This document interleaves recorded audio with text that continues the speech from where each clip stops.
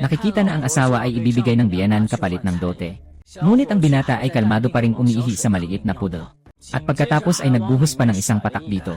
Akala ng lahat ay nababaliw na siya. Kahit ang asawa ay nawawalan na ng pag-asa. Naghahanda ng sumama sa mayamang binata at umalis na lang.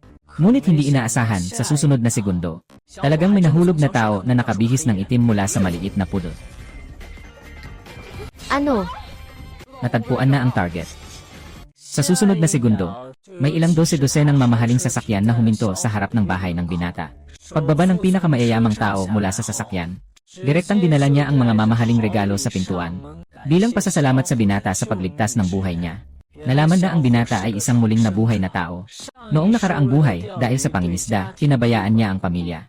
Na naging dahilan para magdiborsyo ang asawa niya at mamatay sa aksidente sa sasakyan. Ang anak na babae niya rin, ay inabuso ng mga tulisan nang pumasok sila sa bahay habang siya ay nangingisda. Sa wakas, pinili niyang tumalon sa ilog at tapusin na ang lahat. Ngunit sa oras na yon, nagsisi na ang binata. Tumalon din siya mula sa tulay. Ngunit hindi niya inasahan na sa susunod na segundo, siya ay muling isinilang sa araw ng paghihiwalay nila ng kanyang asawa. Maghiwalay na tayo. Hindi ba ako patay na? Ibig bang sabihin, ako ay muling isinilang? Huwag mo akong tawaging asawa. Mula sa araw na iyon, wala na tayong koneksyon. Kumusta? Alagaan mo ang sarili mo. Nang umalis na ang asawa, naisip ng binata na ang asawa niya ay namatay sa parehong araw noong nakaraang buhay. Sa isang aksidente sa tulay. Kaya't agad siyang kumuha ng pamingwit at sinundan ito. Ngunit hindi niya alam na matagal nang nawala ng pag-asa ang kanyang asawa sa kanya. Kahit na sa harap niya ay pinutol ng binata ang pamingwit. At sinabing hindi na siya manghuhuli ng isda sa buhay na ito. Hindi siya naniwala dito. Asawa o asawa. Alam mo ba, gaano delikado kanina? Ayos ka lang ba? Siya pa nga ang nag-aalala sa akin. Pati ang paborito niyang fishing rod ay nabasag. Baka naman talaga nagbago na siya. Totoo lahat ng sinasabi mo. Sabi mo hindi ka namang huli ng isda. Magpapakasaya ka ba sa akin? Asawa, nangangako ako sa'yo. Hindi na ako muling hahawak ng pamingwit. Gusto ko lang na magkaroon kayo nilanlan ng magandang buhay. Nais kong bigyan kayo ng kaligayahan. Kung may labag, sana'y magalit ang langit. Para kailanlan. Bibigyan kita ng isa pang pagkakataon. Salamat, mahal. Tila malapit nang magkasundo ang dalawa. Ngunit biglang nagising ang sistema ng pangingisda. Matapos lamang ang 1-0 minuto sa pagtapos ng fishing task, makakakuha ka ng gantimpala. Biglang naisip ng binata, basta may pera na ito, may papasan niya ang magandang buhay para sa pamilya niya. Ang countdown sa taas ng ulo niya ay patuloy na tumatakbo. Hindi na rin niya alintana ang pagpapaliwanag sa asawa. Agad siyang pumunta sa lugar na itinakda ng sistema para gawin ang fishing task. Hoy, saan ka pupunta? Pupunta mag-fishing. Ikaw, Chen Tingsheng. Alam ko na hindi mo mababago ang masamang ugali mo. Ngunit hindi ko inasahan na sa wakas ay nakarating ang binata sa lugar. Pero napagtanto niyang wala siyang hawak na fishing rod. Sabay biglang, isang gintong fishing rod ang lumitaw sa kanyang kamay. Ngunit hindi na inalintana ng binata ang iba pa. Agad siyang nagwawala ng isang hila. Hindi niya inasahan na agad mahuhuli ang malaki sa unang hila. Ang bigat nito, baka 100 kilong halimaw ito.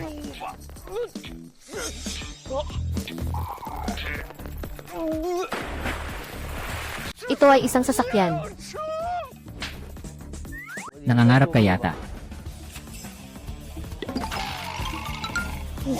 Binabati kita sa pagkumpleto ng iyong pangingisda na gawain. Ipinapamahagi ang gantimpala. Saan naman ang gantimpalang 1,000,000 yon? Isang malaking Mercedes lang ang nakuha ko. Sa sandaling iyon, napansin ng binata na may isang babae sa loob ng sasakyan. Kaya dali-dali niya siyang iniahon at niligtas. Agad din siyang dinala sa ospital. Ngunit sa oras na yon, ang binata ay nakatanggap ng tawag mula sa kindergarten ng kanyang anak. Kaya't nagmadaling tumawag pabalik. Hindi niya alam na ang kanyang nailigtas ay ang prinsesa ng pinakamayamang pamilya. Pagdating ng mayaman, agad niyang utos sa kanyang mga tauhan na sa loob ng 24 oras, hanapin ang taong tunay na nakatulong kay Wanru. Lubos siyang magpapasalamat sa iyo. Samantala, ang binata ay nakarating na rin sa kindergarten. At sa kanya napansin, Akala mo ba'y tinulungan ng guro ang class president na manakit sa sariling anak niya? Sinasabi na hindi lang siya sumusuway sa pamamahala, kundi sinasaktan pa ang class president. Lahat ng magulang ay hindi na makapagtimpi sa batang babae. Iniisip nilang dahil walang nag-aalaga sa bahay. Kaya siya ganito kaugli. Naalala rin ng binata ang nakaraang buhay niya kung saan walang pag-aalinlangan.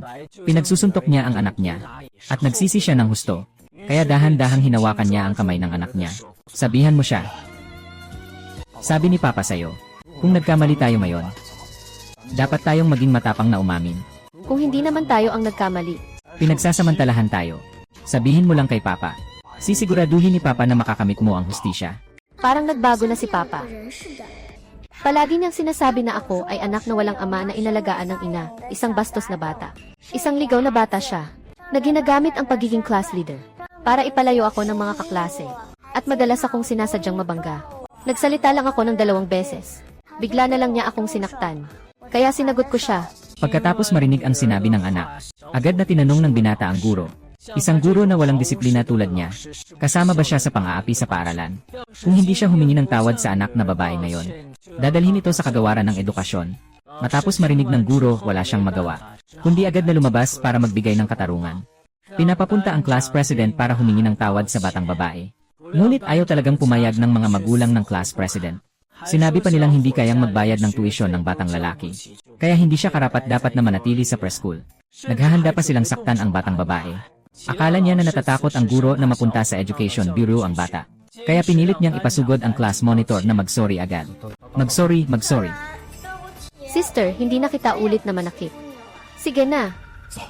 Nang makita ng tatay ng class monitor na nahihiya siya sa harap ng lahat, naghanda siyang umalis kasama ang anak niya. Akala niya hahadlangan siya ng bata. Sabi niya, kakalain niyang sinimulan nitong saktan ang anak niya. Pwede na nating itigil ito. Bigla siyang pinagsabunutan ng isang sampal. Pagkatapos ay masayang dinala ang anak na babae pauwi. Ngunit hindi inaasahan ng makauwi. Hinila ng asawa ang anak na babae para tuluyang umalis. Sabi niya, ang lalaki ay talagang hindi nagsisisi. Napakahirap na binigyan niya siya ng pangalawang pagkakataon. Ngunit sa harap niya ay pumunta ulit ito sa pangingisda. Buti na lang at inilabas ng anak ang birthday cake na binili ng lalaki para ipakiusap sa kanya. Nabigyan siya ng isa pang pagkakataon ng nanay. Ngunit sa pagkakataong iyon, dinala ng biyana ng binata ang anak ng mayaman dito. Para dito, sabi nila, kailangang ipakasal ang babae para sa dote. Maliit, mamaya ay sumama ka kay maliit na hao para kunin ang lisensya ng kasal. Manager siya sa Hongsheng Group. May taunang sahod na 20,000 yuan. Nanay, baliw ka ba? Paano mo ako pwedeng ipakasal sa ganitong tao? Ang unang asawa niya ay pinahirapan niya hanggang naging pilay at bumalik sa bahay ng kanyang ina. Itinutulak mo ako papunta sa apoy. Ano ba ang masama sa pananampal sa asawa? Anong matagumpay na lalaki ang walang temper? Siya nga si Xiaofang. Palo ay pagmamahal, sigaw ay pag-aalaga. Huwag kang mag-alala, basta sumama ka sa akin. Tinitiyak ko na kakain ka ng masasarap at iinom ng magaganda. Ako na ang magbabayad ng seguridad. Ipapasok kita sa pinakamagandang paaralan sa buong syudad. Sa puntong ito, medyo naantig ang puso ng babae. Basta makakuha lang ang anak na babae ng magandang kapaligiran sa pag-aaral. Hindi naman masama ang matamaan ng kaunti araw-araw. Agad na lumuhod ang binata sa harap ng kanyang asawa. Nangako siya na hindi na siya manghuhuli ng isda. Magsisikap siyang kumita ng pera para bigyan sila ng masayang tahanan. Ngunit sa mga sandaling iyon, muli siyang binigyan ng misyon ng sistema. Nakita ng sistema na siya ay nasa panganib. Kailangan niyang makahanap ng pinagkukunan ng tubig at manghuli ng isda sa loob ng 30 segundo. Upang malutas ang kasalukuyang problema, bilangin ang natitirang 29 na segundo. Kailangan makahanap ng pinagkukunan ng tubig sa loob ng 30 segundo. Saan ako hahanap ng pinagkukunan ng tubig? Lutasin ang sitwasyon. Lutasin ang sitwasyon.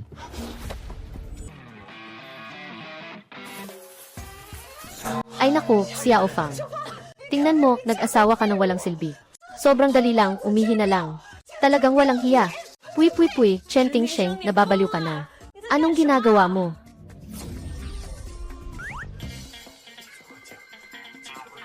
Sobrang oras na nito.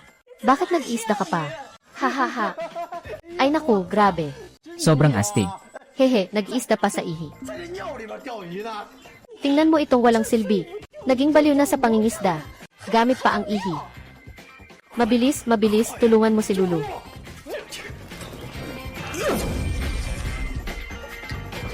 Ano? Nahanap na ni Dawdaw ang target niya.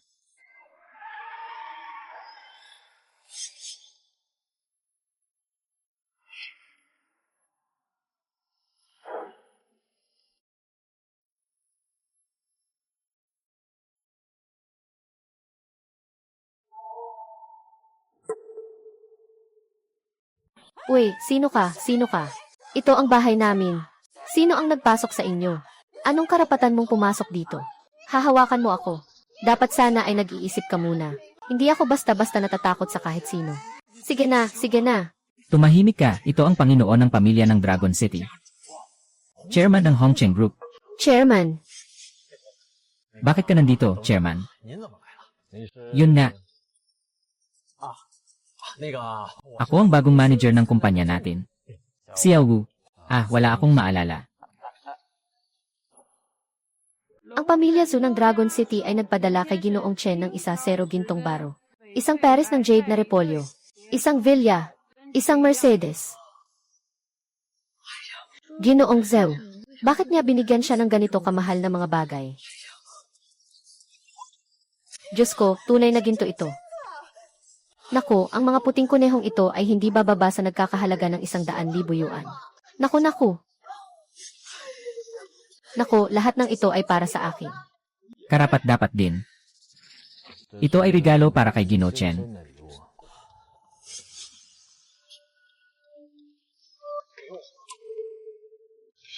Ginoo Zhao, ang puno. Nagkamali po ba kayo? Isa lang siyang tambay sa pangingisda. Bakit niyo ibinibigay ang ganitong mamahaling regalo sa kanya? Isang manugang na parang anak. Palagi mong nilalait si Gino Chen. Na parang isang nakatatandang may karapatan. Narinig ko ang sinabi mong Ginozyo. Pero baka nagkamali ka ng tao. Ginoong Chen, niligtas mo ang anak ko sa tabi ng ilog. Ikaw ang aming malaking utang na loob sa pamilya namin. Itong munting pasasalamat ay para sa iyo bilang pasasalamat. At ang batang iyon ay anak ni Zhou. Nalaman ko na talaga siyang nagligtas. Nagkamali ako sa paghusga sa kanya. Ay naku, Chairman Zhou. Hindi ko sinasadyang maliitin ka. Ang aking likas na katangian ay isang hamon sa akin. Mayroon akong napakabuting manugang. Sobrang saya ko pa nga. Sige na, inay, isa lang akong pangit na mangingisda. Kanina hindi mo ba gustong ipakasal si Xiao Fang kay Wu Hao? Ay naku. Si Wu Hao, yung manager na si Wu. Puputok, si Wu Hao na iyan ay isang walang kwentang tao. Paano pa siya makikipag-agawa ng asawa sa'yo, haha? Agawin niya ang asawa ng taong tumulong sa akin. Hindi magkaibigan. Nagkakaroon lang ng hindi pagkakaintindihan, ito ikaw. Mula ngayon, lumayas ka sa Hengsheng Group. Buong industriya ay baliw. Ginodong, Chairman. Talagang alam ko na siya ang iyong kabutihan. Kung hindi, magbibigay ka sa akin ng 100 takot. Kahit mamatay ako, hindi ako tatangkang agawin ang asawa niya. Bukod pa dyan, nagdiborsyo na sila. Chairman, hindi ito masasabing pagnanakaw ko. Bigyan mo lang ako ng pagkakataon. Chairman. Ginoong Chen, itong munting regalo. Kung hindi ka nasisiyahan, sabihin mo lang ang hinihiling mo. Basta kaya kong gagawin ko. Siguradong matutugunan ko. Ay naku, ang lakas mo talaga. Ang pamilya Zhao sa Longsheng ay parang maihawak ng langit at lupa. Humingi ka ng 100 milyon. Nay, nababaliw ka ba? Huwag kang manghingi ng sobra. Anong sobra? Ang mabuting manugang ko ang nagligtas sa anak na babae ng pamilya Zhou. Huwag mong sabihin 100 milyon lang. Kahit 10 milyon, ibibigay niya. Hindi ba ang anak ng pamilya Zhou ay karapat-dapat sa 100 milyon? Haha, di ba tama, Ginoo Zhou? Ginoo Zheng, kahit 1 bilyon pa ang hilingin mo. Ibibigay ko sa'yo. Ay naku, bilis na. Sa huli, magiging mabuting asawa ka. At magpapasaya tayo sa malaking kayamanan. Haha.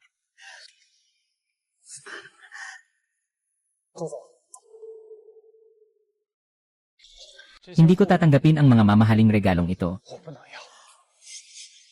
Kasi ganito ako. Kahit na wala akong masyadong alam, naniniwala ako na ang pagtulong sa kapwa ay tama kong gawin. Lalo na't napakakomplikado ng sitwasyon ng anak ni Ling noon. Sa tingin ko kahit hindi ako, may iba pa ring tutulong. Ay naku, Chen Ting-chang. Nagsasawa ka na ba? Kahit hindi mo gusto ang 1 bilyon, hindi mo naman pwedeng tanggihan ang mga bagay na ito. Seryoso ka bang hindi sasabihin sa akin na hindi mo talaga gusto ang mga ito? Hindi ko inasahan na napakataas ng moral ng batang ito. Bihira lang ito. Sa susunod, kailangan nating tulungan siya kapag may pagkakataon. Tagapangulo. Telepono. Anong hinihintay mo? Babalik ako. Ginoong Chen, may kailangan pang asikasuhin ang grupo namin. Uuna na ako. Naalala ko, ito ang pangunahing balita.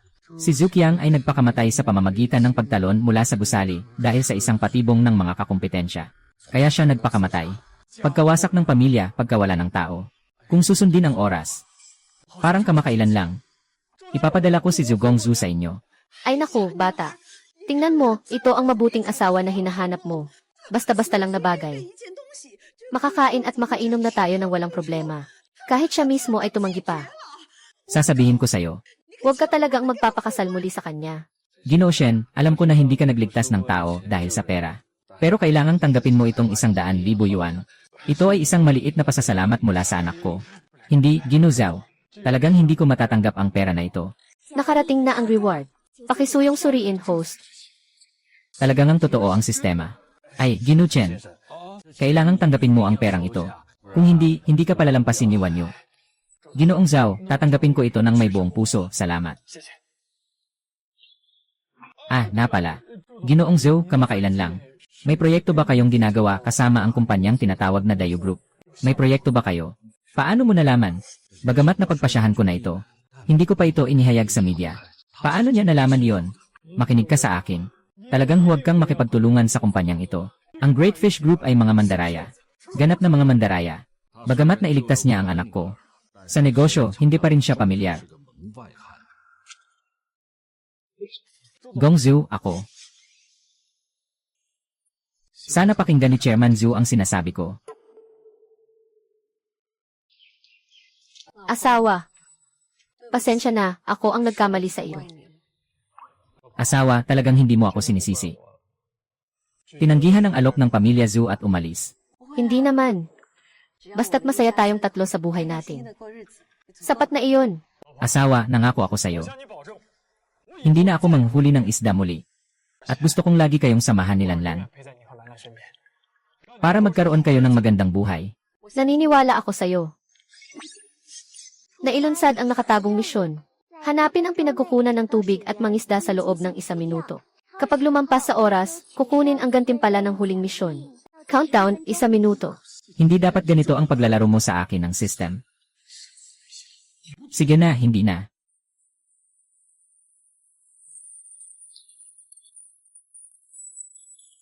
Ay, hindi na abot. Mahal, mauuna muna akong mangisda. Ay, saan ba ako pupunta? 1-0 minuto na lang ang nalalabi. Huli na ang oras. Anong gagawin natin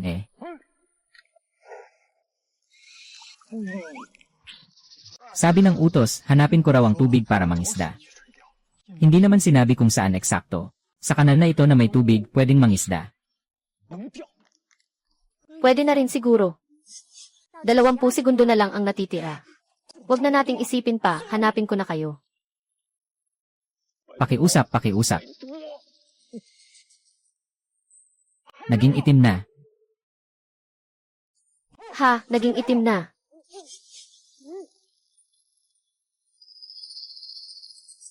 Yan parang nanghuli na ng demonyo sa pangingisda. Pumunta na sa kanal para mangisda. Si Chen Yong, hindi makabayad ng tuition fee ng anak niya. Ang mga ganitong tao ay hindi karapat-dapat mag-asawa. Dapat kasama mo siya.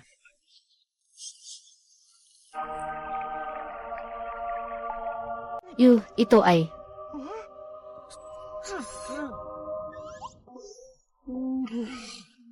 Amoy aso. Binabati ang host sa pagtapos ng nakatagong misyon. Sige, dalhin na lang ito sa bahay at pag-aralan. Grabe, hindi naman. Kaya pala sa mabahong kanal na ito, makakahuli ng antigong bagay. Anong ginagawa mo? Uwi ako para kumuha ng panghuli ng isda. Kung makakahuli ako ng antigong bagay, di wala na akong problema sa buhay. Bobo ka, mas mabilis pa kung diretsyo kang sumisid kaysa sa manghuli. Yanan. Nandito na. Ay naku, haha. Uy, nakauwi ka na pala, asawa ko. Nagluto si nanay ng isang malaking mesa ng masasarap na ulam. At may paborito mong adobong baboy pa nga. Haha, halika. Ang bait mong asawa. Maghugas ka na ng kamay, maghugas ka na. Tayo na, kakain na tayo. Pagkatapos kumain, dadaling kita sa bayan para bumili ng bagong damit na susuotin. Tingnan mo, matagal na niyang sinuot ang damit na ito. Matagal na kaming kasal ni Xiaofang. Ngunit ngayon lang ulit ako pinagluluto ng biyenan ko. Talagang parang araw sa kanluran lumabas, nanay, nakaupo.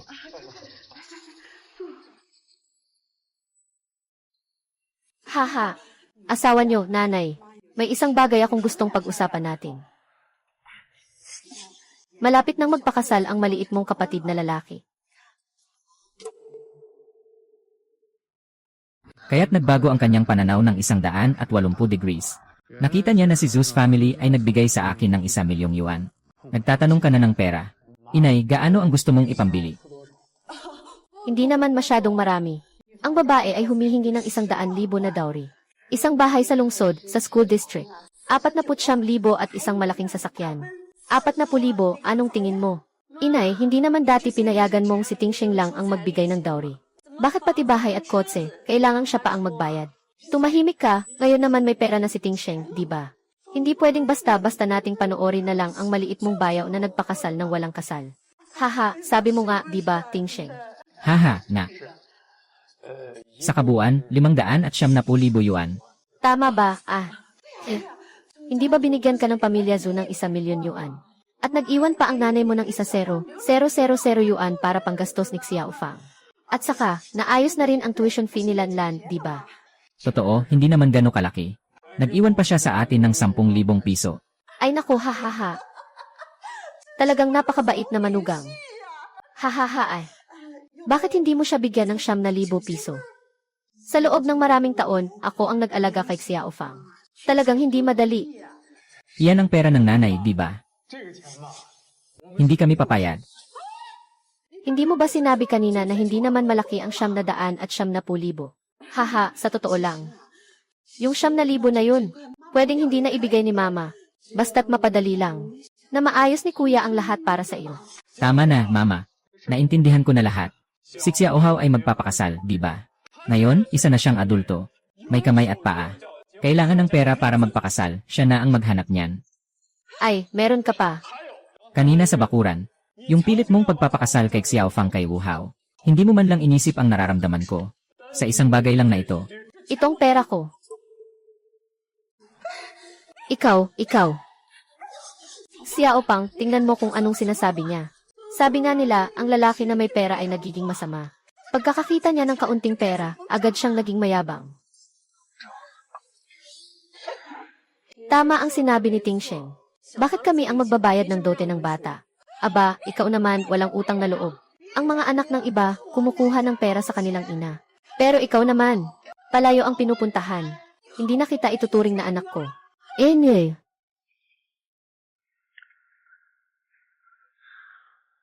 Mahal ko.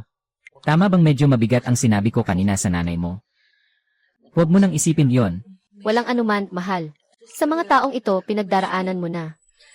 Kumain ka. Kumain ka. Ay, nandito na si Lanlan. Halika. Mahal, plano kong gamitin ang perang ito. Para bumili ng bahay sa distrito ng paaralan para kay Lanlan sa bayan. Ano sa palagay mo?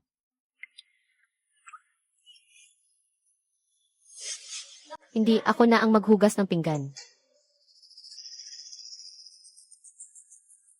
Engan.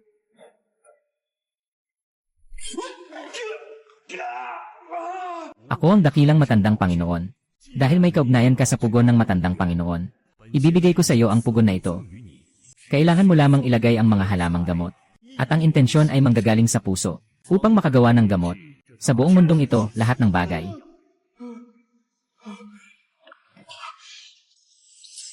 Libreto, Dese. Akala mo ba nagfi-film ng short drama tayo?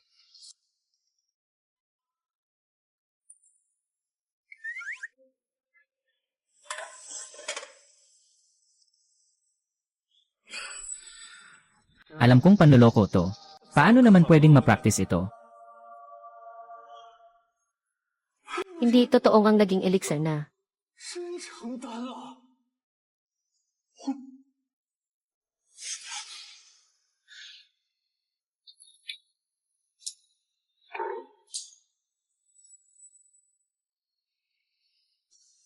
Oh, ito na naman, naging elixir na naman.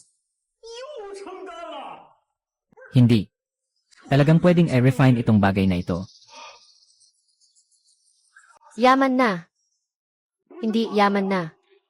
Si Haring Multo ng Xicha, ang lutuan na ito ay makakapagpalutang ng gamot ng 3 beses.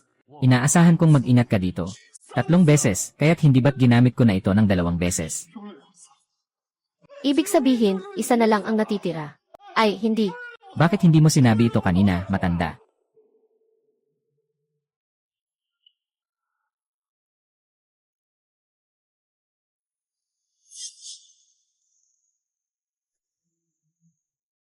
Ay, asawa, ang bahay na ito sa tabi ng bundok at dagat ay magandang investment para sa edukasyon. Makakatulong ito kay Lanlan natin. Ang pinakamagandang elementarya sa Longcheng. Kung makakapag-aral si Lanlan doon, siguradong magiging matagumpay siya sa hinaharap. Ang ganda ng paligid dito. Kumusta? Ano sa palagay mo? Uy, asawa, Ginam. Piliin natin yung iyan. May fountain pa sa baba. Paborito ni Lanlan ang mga fountain sa lungsod. Sige po, Ginang. Ang mga bahay sa aming komunidad ay talagang mabilis maibenta. Sa ngayon, isang unit na lang ang natitira na binebenta. Kung mahuli tayo, mawawala na ito. Bawat metro kwadrado ay nagkakahalaga lang ng 6,999 yuan. Ano, 6,999? Hindi ba aabot ng higit sa 1,000,000 yuan ang unit na ito? Honey, sa tingin ko, umalis na tayo. Masyadong mahal ang mga bahay dito. Dito, bawat metro kwadrado. Pwede na tayong makabili ng malaking bakuran sa aming baryo. Walang anuman basta para kay Lanlan. Anuman ang halaga, sulit ito. Ngayon ay taong 2,000. Mura pa ang presyo ng bahay. Pagkatapos ng 10 taon, ang presyo ng ngunit na ito ay magiging 50,000 bawat metro. Ayaw na ba ninyong magnegosyo sa Shanghaiin? Bakit kahit sino ay pinapayagang pumasok? Talagang binabaan nito ang aking antas. Sobrang malas talaga ni Zhang Yan. Paano ba sa lahat ng dako ay nagkikita tayo? Yanzi, 5 taon na tayong hindi nagkikita, di ba? Miss na kita. Mahal, ito ang kaibigan mo. Wala akong ganitong mga kaibigang mahirap. Siya yung sinasabi ko sa'yo na masungit. O, siya yung ikinasal sa mangingisda, di ba? Tama nga. Nakatayo sa tabi niya yung masungit na mangingisda. Sobrang masungit, Yanzi. Bakit ka nagsasalita ng ganito? Noong mga panahong iyon, magkaibigan pa tayo. Umalis ka dyan, sino ba ang magkaibigan sa'yo? Kung hindi dahil sa posisyon mong class president. Akala mo ba nakapalibot ako sa'yo? Noong mga panahong iyon, sobrang tapat ng pagiging class president mo. Ayaw mong mangopya sa'yo sa pagsusulit sa katapusan ng semestre. Kaya hindi ako nakapasa ng maayos, umuwi akong pinapalo. Hindi pwedeng sabihin na ganoon ang mga mahalagang salita. Kahit na naging class president ka noon, respetuhin natin. Naging maganda rin naman dati, di ba, Jenny? Anong silbi ng pagiging leader? Sa huli, mapapangasawa rin siya ng isang mahirap na pating. Miss, paalisin mo ang mga taga-probinsya na ito. Hindi sila karapat-dapat na makasama ko dito. Ano ito? Ang boyfriend ko ay CEO ng Jihu Group. Taunang kita ay 100,000. Miss, sa tingin mo, ang isang pating na mahilig manghuli ay makakabili ng isang bahay dito. Sinong nagsabing hindi ko na kayang bumili ng bahay dito? Ikaw lang ang isang amoy patig na mangingisda na may pera pang bumili ng bahay. Narinig ko pa na hindi ka makapagbayad ng tuition ng anak mo. Anong pinapakita mong kabaliwan dito? Kung sasabihin kong kaya kong bumili, nakakatawa naman. Kung talagang kaya mong bumili, ako pa nga ang luluhod at tatawaging ama mo. At kung hindi ka makabili, ano nang mangyayari? Ako pa ang luluhod at tatawaging tatay mo. Magandang dalaga. Pakiusap, maging saksi ka sa amin. Tama.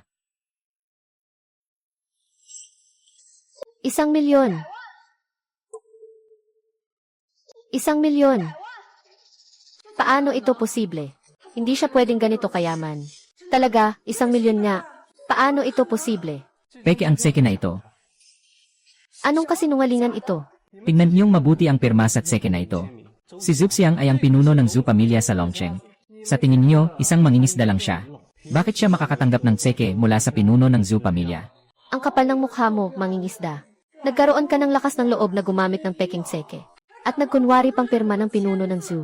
Ang laki ng loob mo. Tatawagan ko ang pulis. Paano mo haharapin ang asawa mo? Walang problema, totoo ang tseke. Hello, tatawag ako sa pulis. Dito ginagamit ang peking tseke para mangloko. Sasampalin lang kayo sa maliit na halaga. At matigas pa ang ulo. Magpatuloy na lang kayo sa pagtutol sa pulis. Sino ang gumagamit ng peking tseke para mangloko? Kababayan, pulis po. Sila po sila. Hindi lamang sila nanloko gamit ang peking tseke. Maging ang pag-aangkin na pirmahan ni Ginoong Du. Ito ang ebidensya ng kanilang krimen. Mahal na kapulisan, ang mga ganitong tao ay may masamang asal. Ninakawan ang pamilya Zhu ng 1,000,000 na umabot na sa malaking antas ng pagkakasala. Ayon sa batas, dapat silang hatulan ng habang buhay. Ang tseking ito ay totoo. Ano ang totoo? Hindi ito possible. Hindi ito possible. Ginoong pulis. Sigurado kayong nagkamali kayo. Isa lang siyang pangit na mangingisda. Bakit bibigyan siya ng 1,000,000 yuan dahil nahuli ang magnanakaw? Ginoong pulis, pakitignan niyo pa ng mabuti. Hindi maaaring totoo ang tseke na ito. Mahigit 10 taon na akong pulis. Hindi ko ba kayang matukoy kung tunay o peke ang isang tseke? Pasensya na po sa abala. Pero gusto ko pa sanang magtanong. Paano po ba dapat apply yung angle ng clip na ito? Karaniwan lang naman ito. Maaaring ikulong ng 5 araw hanggang 10 araw. Sasamahan niyo kami sa kulungan. Kamag-anak, hindi po kami nagulat ng peke. Hindi rin po namin alam kung totoo ang larawang ito. Kapitan, sabihin mo sa pulis. Nagbibiro lang kami. Hindi kami nagulat ng maling alarma. Ayos na yan. Naalala ko kanina naglaro tayo ng maliit na pustahan. Tatay, nagbibiro lang po kami. Pakiusap, ipaliwanag mo na sa pulis. Mahalaga na marunong kang magsisi. Mabait kang bata. Pulis, ako ang sasagot para sa kanila. Totoo ngang nagbibiro lang sila kanina nga. Nagbibiro lang kami. Hindi pwedeng basta mag-report ng pulis dahil lang sa biro. Ang sinabi ng pulis kanina ay malinaw na ebidensya ng maling ulat sa pulis. Hindi iyon ang ibig kong sabihin. Dalhin mo itong gago.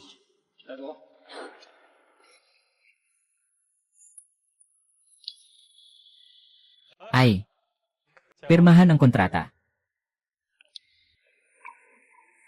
Ginoong Chen, ang binili ninyong bahay ay nasa 2 palapag. Asawa, haha. Sa wakas, may sarili na tayong bahay. Bahay. Bahay. May tao sa bubong ng bahay. Ginoong Zhou, ang chairman. Chairman Zhou. Huwag kang kumatok. Hoy, asawa. Hintayin mo muna ako dito, ha? Chairman Zhou, please do not knock.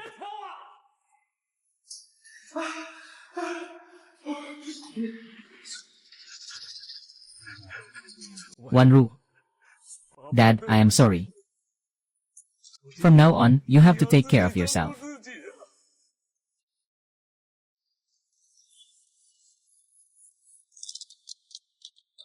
Master. Master, you can't run away.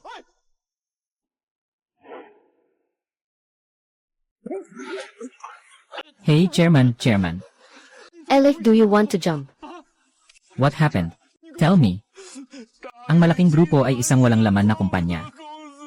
Niloko nila ako. Dahil dito, naputol ang pondo ng pamilya Zhou. Mawawasak ang negosyo dahil sa akin. Hindi siya nakinig sa akin sa huli. Ginoong Zhou, kalmado lang po kayo. Pakinggan niyo po ako, pakinggan niyo. Hanggat buhay ang tao, laging may pagkakataon. Kung mamatay ka na, wala nang anuman pa. Maraming oportunidad pa sa hinaharap. Naniniwala ako na kaya mong bumangon muli. Bayaran mo ang penalty ko. Sapat na ang utang sa bangko para mapabagsak ang amo. Wala na akong pagkakataon. Pa. Boss, magpakatino ka naman. Pasensya na, boss.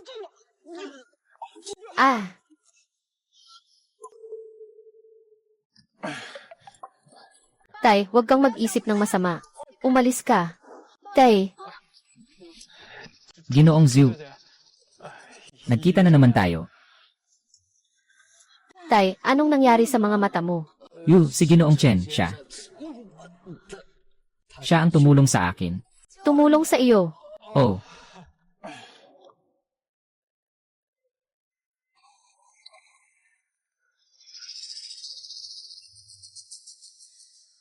Dati, ang pamilya Zhou ang namamayani sa Longsheng, sayang naman. Naniniwala ako sa kakayahan ng punong Zhou. Tiyak na makakabangon siya muli. Tama lahat ang sinabi mo, asawa. Sige, sabihin mo na. Asawa ko. May bago na tayong bahay ngayon. Makakapag-aral na si Lanlan sa pinakamagandang paaralan sa Longsheng. Sa tingin mo, pwede na ba tayong magbalikan?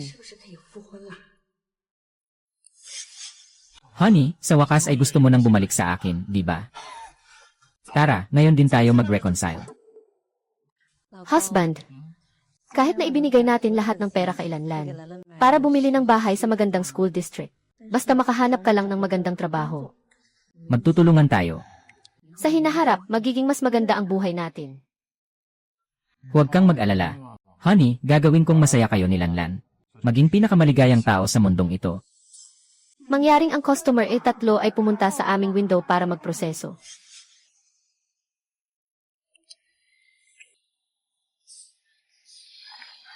Kayo ba ay kusang loob na magpapakasal muli? Ako ay kusang loob na tatanggapin ang misyon sa pangingisda. Sa loob ng 1 minuto, hanapin ang pinagkukunan ng tubig at magpangingisda. Gantimpala ay 50 milyon.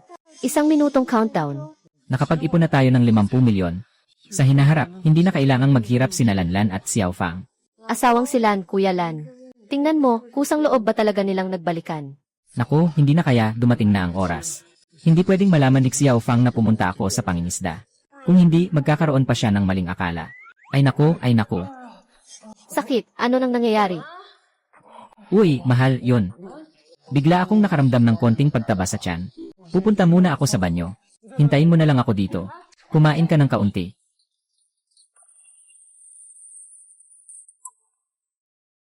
Ay naku.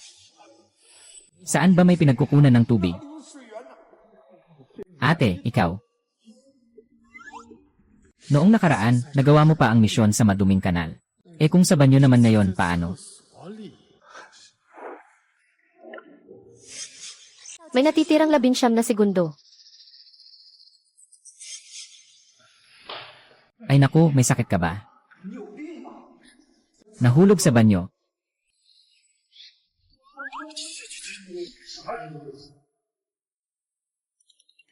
Anong nangyari? Nagluluwa ka ng tae. Lumabas ka dito. Nadumihan mo rito. Tingnan mo kung paano kita ayusin. Hintayin mo muna ako.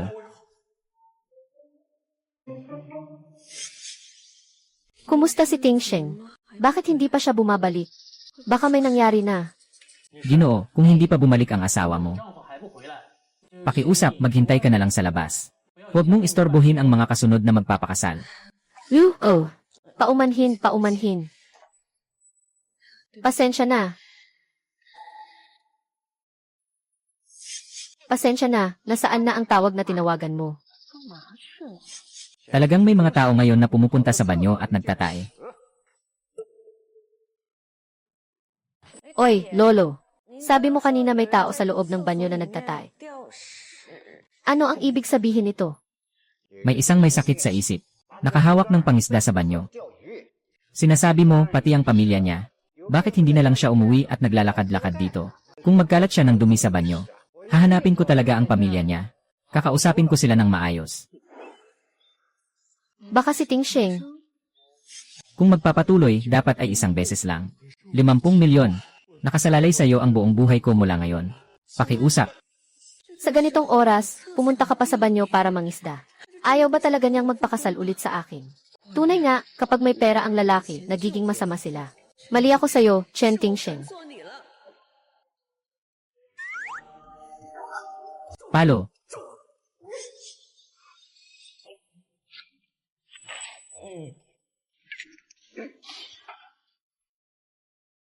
Isang e-facet drive ito. Pwede bang umabot ito ng 50 milyon? Baka mayroong lihim sa loob ng e-facet drive na ito. Uy, hello guro. Pasensya na, nakita niyo ba ang asawa ko? Naghihintay siya sa labas para sa'yo. Lumabas siya, ah. Saan siya pumunta? Oy, Dapat umuwi na siya. Una, maghanap ng internet cafe. Tingnan kung ano ang nasa VSC drive.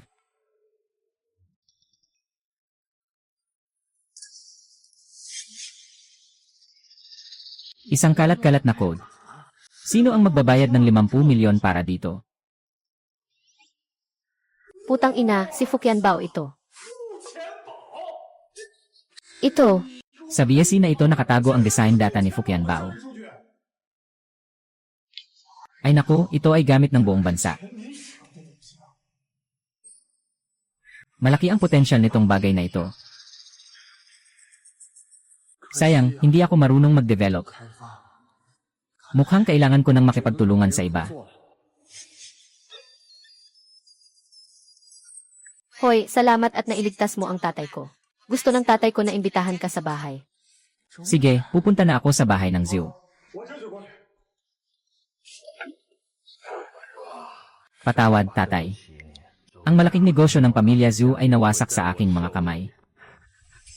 Kapag dumating si Ginoong Chen mamaya, sumama ka sa kanya. Mabait siyang tao. Huwag, tatay. Gusto kong makasama ka. Ginoong Liu, matutulungan kitang makabangon muli. Sun Qiang, nandyan ka pa ba? Kung hindi dahil inirekomenda mo sa akin ang Dayu Group, hindi ako mararating ang kalagayan ko ngayon. Sun Qiang, umalis ka rito. Ito ang bahay ko. Hindi ka welcome dito. Hindi. Hindi na ito ang bahay mo. Malapit nang mabangkarote ang pamilya Zhu nyo. Pagkatapos ng gabing ito, mapipilitan kayong ipangako ang villa na ito bilang kolateral. Shen Qiang, huwag kang masyadong lumabis. At saka, ang villa na ito ay nabili na ni Sun Xiao. Sa hinaharap, ito na ang tahanan ni Sun Xiao. Sun Qiang, sobra ka na, walang galang. Tatay, bakit ganyan ka makipag-usap kay Sun Xiao? Kailan ka pa naging ganito at sumisigaw? Akala ko ikaw ang pinuno ng pamilya Zhu. Noong una, gaano ka kamayabang? Ngayon lang ako naging ganito kakawawa. Ikaw na pilyo na ito, susubukan mo pang utusan ako. Ha, sinasabi mo pa dyan. Noong nakaluhod ako at humingi sa'yo noon, binibigyan mo ba ako ng pagkakataon? Ngayon, kailangan mo lang lumuhod at humingi kay Sun Xiao. Baka mapatawad pa si Sun Xiao sa'yo. O baka pa nga, isasama pa niya itong manok na ito. Zhu Qiang, kung pakakasalan mo ako, bahagi pa rin ng bahay na ito ang magiging sayo. Maaari pa akong makipagkumpetensya sa'yo sa renta. Para makabalik ka sa dati. Ano sa tingin mo? Sun Qiang, nananaginip ka. Kahit na mamatay ako, hindi ako mag-aasawa sa iyo. Ayos lang yan. Wanru, kung hindi ka mag-aasawa. Hindi lang kayo sa pamilyang Zhu ang may pasanin. Pati si Zhu Xiang ay may 30 milyong utang. Sa lungsod ng dragon na ito, wala kang matataguan. Kailangan pa rin namin ni Ginoo Sun Xiao. Huwag kang magpakitang gilas na hindi ka marunong magpasalamat. Zhu Xiang, 3 segundo lang ang ibibigay ko sa'yo. Ibibigay mo ang mangkok sa akin, oh. Tama.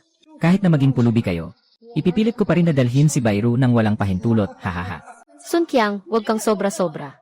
Sige, lalaban ako sa'yo. Tama ba yan, Sun Xiao? Naghahanap ka ng kapahamakan, sasabihin ko sa'yo. Kung hindi ka pa rin matututo, Babasagin ko ang mga binti mo. Para kahit magmakaawa ka, wala kang makukuha. matandang tao. Hindi marunong makilala ng kabutihan. Tama ba? Sino-sino? Sino ang pumutok sa akin? Tingnan natin kung sino ang may lakas na galawin ang pamilyang Zhu ngayon. Sino ang pumutok sa akin? Tingnan natin kung sino ang may lakas na galawin ang pamilyang Zhu ngayon. Sino ka ba? Tungkol ito sa tatay ko. Si Chen Yansheng, ikaw nga talaga. Uy, Pangulo. Siya yung sinasabi ko sa'yo na mabahong mangingisda. Putang inang mangingisda ka. Ano nang karapatan mong pakialaman ang bagay ko? Sa Longcheng, matagal na akong nandito, Kaya ngayon, titignan ko kung mas matibay ang pangako o ang daliri mo. Ako, isang hayop lang. Sobrang daring mong saktan ako. Hindi lang kita saktan. Pipiliin kitang sampalin. Huwag na lang. Huwag. Huwag.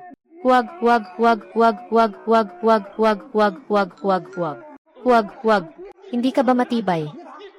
Matigas ba ang kamay mo o ang akin? Si Raulo, maghintay ka lang. Sige, hintayin kita. Wala akong buhok sa ulo,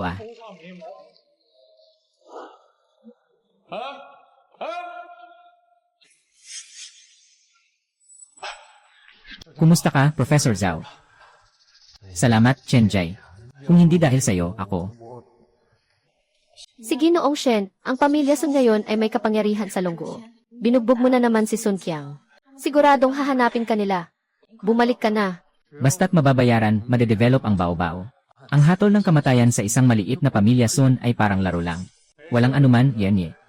Liu, ngayon, hindi ko pa sila pinapansin. Huwag na nating pag-usapan yan. Dumating ako rito upang makipag-usap sa pamilya Zhu tungkol sa isang pakikipagtulungan. Maaaring makatulong ito sa pamilya Zhu na makabangon muli. Ano ang laman nito? Na makakatulong sa atin na makabangon muli ang pamilya Zhu. Shenzi, alam kong gusto mong tulungan kami. Ngunit, Hindi ba sapat ang 80 disk na ito upang makabangon ang pamilya Zhou? Puno ng Zhou. Sa tingin ko, mas mabuting tingnan mo muna ang laman ng 8th disk bago ka magdesisyon. Sige, kukunin ko muna ang computer.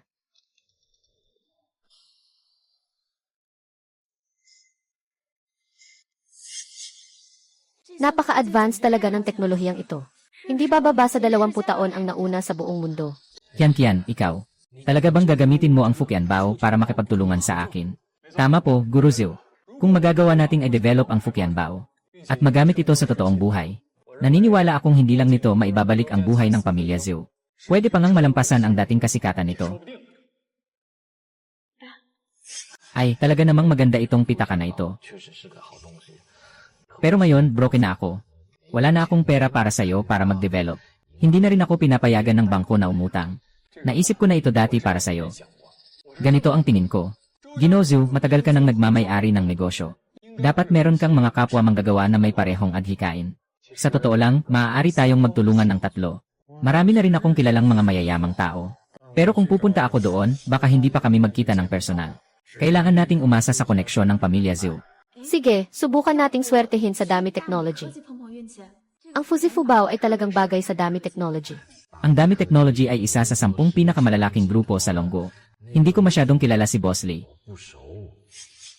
Ngayong hapon, magkakaroon ng press conference ang Dami Technology. Dumadalo rin si Boss Lee. Nakatanggap kami ng imbitasyon. Pero dahil sa bankruptcy, ayaw talagang pumunta ng tatay ko. Kung ganun, samantalahin natin ang pagkakataong ito para subukan ang swerte. Sige, ganun na lang.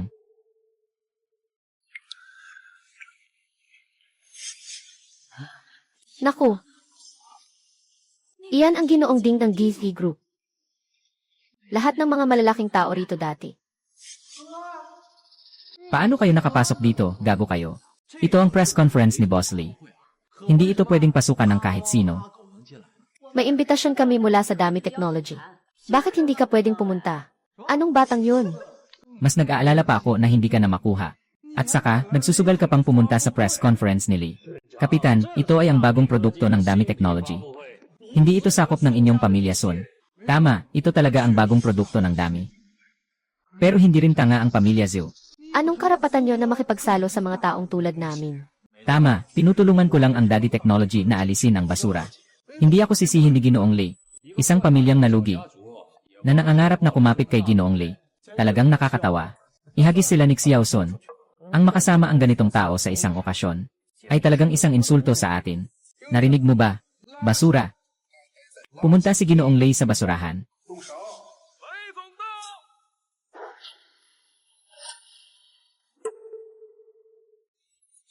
Swerte mo na. Hintayin mong matapos ang press conference. May makikita kang interesante.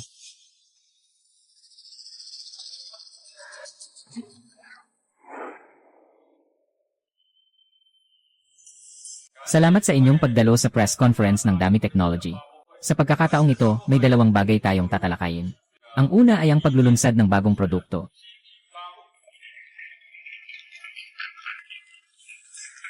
Ang ikalawa ay ang sakit ng aking anak na si Liru. Tanging ang Heavenly Soul Pill mula sa mga sinaunang aklat ang makakatulong. Kung makakakuha tayo nito, may gantimpala tayong 10 bilyon. Pang-uli ng kaluluwa ng banal na buto. Ito ang sinasabing banal na pill. Tanging ang mga nauna ng pumanaw na Diyos ng halaman sa langit ang makakagawa nito. Kahit na naipahayag na ng Diyos ng halaman sa langit ang resipe ng pill. Ngunit hanggang ngayon, walang sinuman ang nagtagumpay na makagawa nito. Maaaring may ilan sa mga tao sa bayan ang nakatakas na may alam. Kung sino man ang makakahanap ng mga pahiwatig at makakakuha ng 1 bilyong yaman, aangat sa langit ng biglaan. Ginoong Wang, dapat mong buksan ang iyong pananaw. Hindi mahalaga kung may gantimpala o wala. Ang mahalaga ay makuha ang pagkilala ni Ginoong Lei. Sino ba ang hindi nakakaalam na ang Dami Technology ay nangingibabaw sa Long City? Kapag kasama si Ginoong Lei, siguradong may kasunduan. May punto sa posisyon ng Dami Technology. Sino man ang makahanap ng lead, siya ang magiging paborito ni Ginoong Lei. Hindi ba siya mag-aalala na wala ng negosyo sa hinaharap? Ginoong Lei, gusto ko lang magtanong, kung walang mga pahiwatig, pero mayroong Chen Guhuan Handan, ano ang masasabi natin dito? Sino kaya ito? Baka mayroon siyang Chen Guhuan Handan. Kung ganon, tiyak na siya ay magtatagumpay. Dapat tayong makipagkaibigan ng mabuti sa kanya. Huwag kayong magpaloko sa kanya. Sino siya para magkaroon ng Tian Guhuan Handan? Talaga namang kakaiba ang sinasabi niya. Isa lang siyang sinungaling. Basurang nasa ibaba ng lipunan. Kamakailan lang. Hindi man makapagbayad ng ilang daang yuan para sa tuition ng sarili niyang anak. Nakapag-akyat sa pamilya Zhou. Ngayon ay walang pakialam sa iba. Ganito pala. Isa lang siyang palabang mananayaw na nagpapapansin. Batang ito, pinapayuhan kitang umalis ka na ngayon. Kung maharap ka kay Lei, mapahiya ka lang. Kanina kakausap ni Lei. Anong ina-insert mo? Hindi ba ikaw ang host sa araw na ito? Kung sino man ang makakakuha ng 1,000 bond rebirth pill, aking walang kondisyon na susunod sa kanyang hiling basta't hindi lalabag sa batas. At hindi masasagasaan ang interes ng Damitech. Ano nang walang kondisyong pagtupad sa hiling? Hindi ba't ibig sabihin yan ay maaari siyang maging kasosyo sa Damitech? Ito'y isang napakalaking kayamanan. Kahit pa may mga makapangyarihang tao sa mundo tulad ni Huang Wenda. Kahit pa anong mangyari, ito ay isang napakalaking yaman. Isa kang pilyong matanda pero nakakakuha pa rin. Huwag mong isipin na hindi ko alam ang layunin niyo rito. Gusto niyong maawa si Ginoong Lei sa inyo. Para muling umangat ang pamilya Zhou. Pero sayang, wala na kayong pagkakataon. Ginoong Lei, kahit wala akong Tian Gukuang Huandan, mayroon akong Hayangdan. Ito ay nakuha ng aking ama mula sa bundok Eme. Bagamat hindi ito kasing bisa ng Tian Gukuang Huandan, maaaring mapahaba nito ng 7 araw ang paglala ng sakit ng dalaga. Para bigyan ka ng mas maraming oras para mahanap ang Tian Gukuang Huandan. Itong yangdan na ito ay personal na niluto ni Xuan Suzy, ang alagad ng Eme. Tama, siya nga ang tinatawag na maliit na Diyos ng gamot, si Xuan Suzy.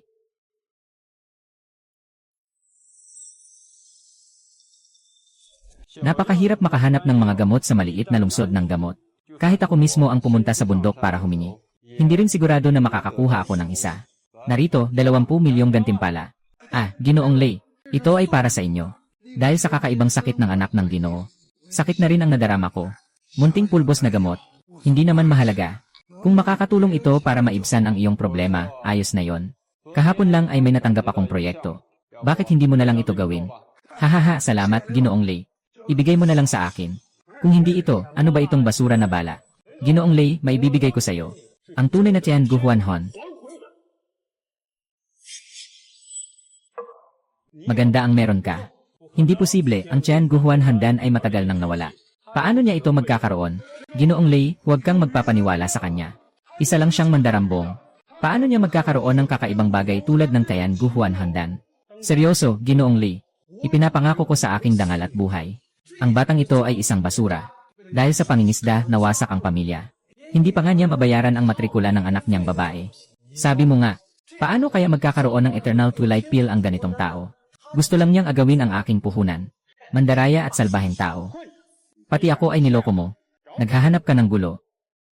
Tigil muna, may tao. Ginoong Lei. Wala nga akong dala ngayon. Pero ang Tian Gukuang Huandan, pwede kong gawin dito mismo. Ano, kaya niyang gumawa ng elixir? Paano ito posible? Maliban kay Tian Shan Yaoshen, walang makakagawa ng Tian Gukuang Huandan. Kahit si Xun Xai. Nakuha ba niya ang reseta? Mayroon kang isang panig. Oh, wala akong. Renault, nakita mo ba? Yung nagnanakaw ng pangingisda ay nandyan lang para lokohin ka. Kuya Chen, alam kong nagmamadali kang F-develop ang pay treasure. Pero hindi mo maaring akitin si General Lee sa ganitong paraan. Kung mapapahamak si General Lee, tayo ay kapwa mapapahamak. Tama nga. Kapag natapos na ang press conference mamaya, gagawan ko ng paraan na magkita ka at si Ginoong Lei. Pero kailangan mo munang tandaan. Kailangan mo munang humingi ng tawad sa kanya. Ay naku, talagang nakakahiya. Ang press conference ni Ginoong Lei na ito ay sa iyong teritoryo. Wala akong makukuha na mabuti sa pagsisinungaling dito. Sa tingin ko mas mabuti kung ganito. Kung sakaling hindi ko magawa mamaya. Ako, si Chen Tingsheng, ay handang sumunod sa iyong desisyon, Ginoong Lei. Pinapagawa ni Ginoong Lei na magluto siya doon mismo. Gusto ko siyang i-dissect agad. Mas mabuti kung hindi mo ako niloko. Kung hindi, pagsisisihan mo ang pagdating mo sa mundong ito. CJ.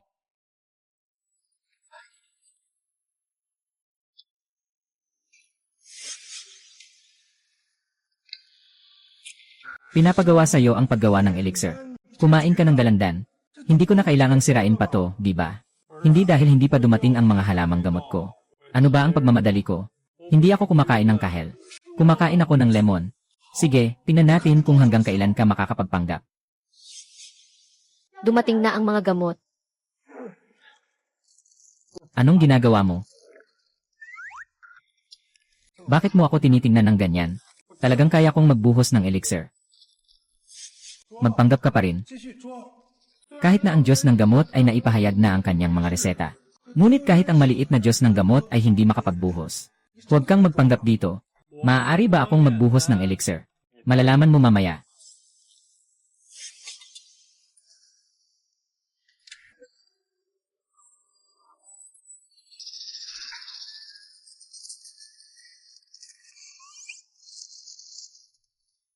Ay naku, patay na ang makina.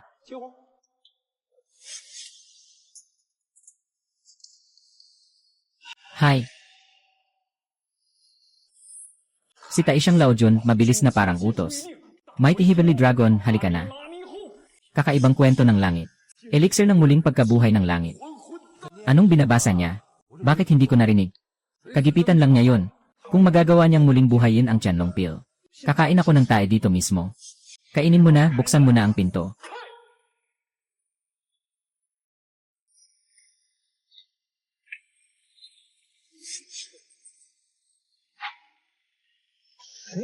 Hey, Ginoong Lei. Paano mo magagawa yan? Grabe, nagkaisa na talaga. At hindi lang isang butas si Ginoong Lei. Putang ina, meron pang dalawa. Totoo bang nakagawa siya ng langit na buto at soul rejuvenation pill? Paano niya nagawang gawin ang pill ng Diyos ng Tianshan? Kitang-kita mo naman na hindi ka pa nakakaalam ng mundo. Hindi lang isang, hindi lang dalawa. Marami pa, kung gusto mo. Bakit ang dami nito? Tao ba siya na estudyante ng albularyo? Talagang kaya mong gumawa ng panahon-panahon na soul rejuvenation pill? Hindi pwede, hindi pwede. Siguradong pek ito. Hindi pwede, siguradong pek ito. Isa siyang amoy isdang mangingisda. Paano siya makakagawa ng Tian Guhuan Handan? Talagang imposible yon. Yung amoy isdang mangingisda. Talagang hindi siya makakagawa ng Tian Guhuan Handan. Kung totoo man o hindi, pwede nating ipasuri kay Ginoong Lei. Sa tingin ko sa loob ng lugar na ito, walang ibang nakakaintindi sa Tian Guhuan Handan kundi si Lei Zong. Lei Zong. Kung isa man sa mga gamot na ito ngayon ay peke. Ako, si Chen Tiansheng, ay handang sumunod sa inyo.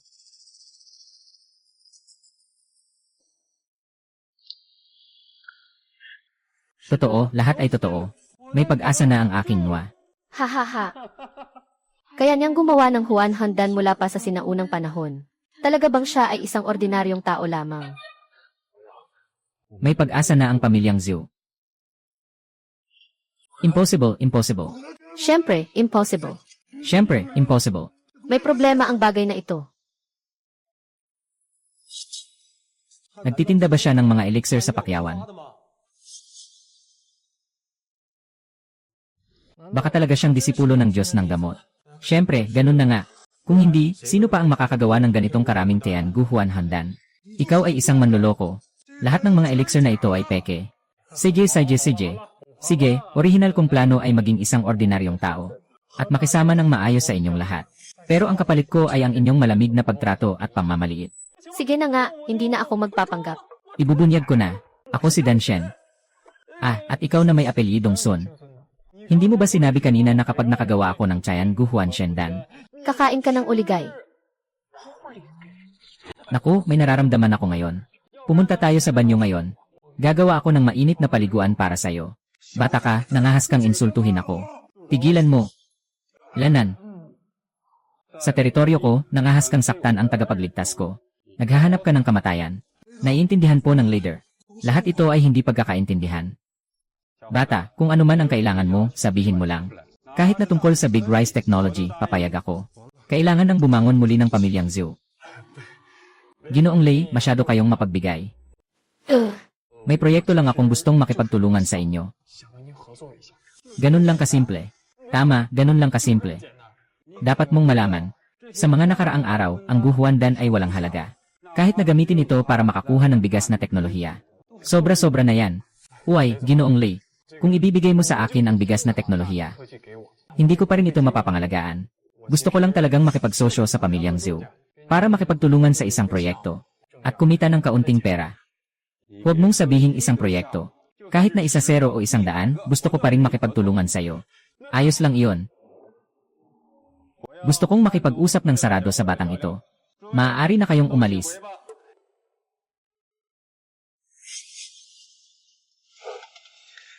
Ginoong Lei, kanina ay nagbigay ako sa iyo ng order mula sa ibang bansa. Sang-ayon ka na makipagtulungan sa pamilya Sun. Hindi mo naman ito babaliwalain, di ba? Ginoong Lei, nakita mo na ang ugali ng taong ito. Mas mabuting kausapin ang iyong mga kasosyo.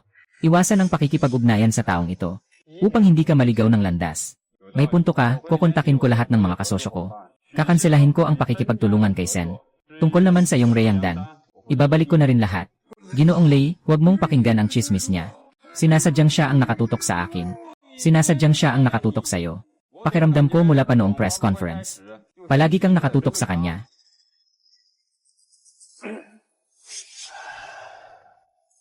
Sa totoo lang, hindi rin naman ako nakatutok sa iyo. Tungkol ito kay Wu Hao. Pero sino ang nag-utos sa iyo na tulungan ako? Anong gagawin? Itapon mo sila palabas. Ay hindi. Hindi. Ginoong Lei, walang kinalaman ito sa akin talaga. Ginoong Lei, huwag. Ginoong Son. Ayos ka lang ba? Huwag kang mag-alala. Yung batang iyon ang may gawa nito. Hindi ko siya palalampasin. Pangako, gagawan kita ng paraan para makabawi. Makakabawi tayo. Lahat ito dahil sa'yo. Nawala ang kooperasyon ko kay Ginoong Lei. Sisiraan ko siya. Ano nang gagawin ko? Huwag.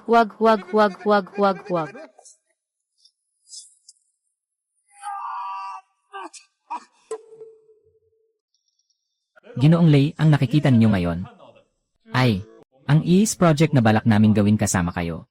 Pumwesto po kayo, bayad bao. Sige, itong II na ito ay nangunguna sa mundo ng hindi bababa sa 20 taon.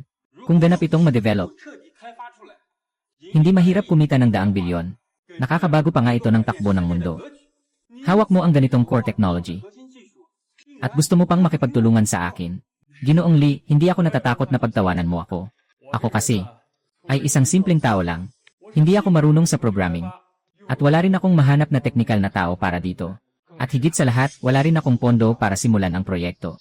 Kaya nga iniisip ko, kung sakaling ngayon, ay may pagkakataon na makipagtulungan kay Ginoong Lei at sa iyong Dayu Technology. Naniniwala ako na ito ang magiging huli kong pagpipilian. Ang tanong lang ay, interesado ka ba sa proyektong ito, Ginoong Lei? Sobrang interesado ako dito. Sige, papunta na ako para maghanda ng kontrata. Sige, gawin natin. CJ.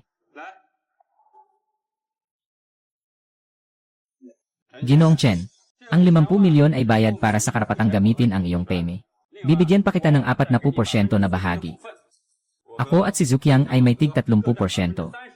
Ano sa tingin mo? Tay, nagtagumpay tayo. Makakabangon na tayo muli.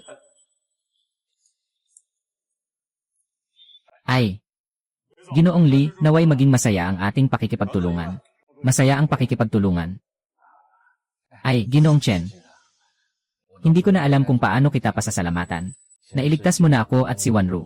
Ngayon, nailigtas mo pa ang pamilya Zhou. Niling ako sa'yo. Ay, hindi. Tito Zhou, anong ginagawa mo? Kung wala ang tulong mo, hindi ko rin makikita si Ginoong Lei. Kumusta, handsome? Tama, dati pumunta ako sa bahay mo. Sinabi ng biyanan mo na nagdiborsyo ka. Oh, tama nga. Pero ang anak namin ay may tuwid na personalidad. Bakit hindi niya subukan? Ay naku. Tay, anong sinasabi mo?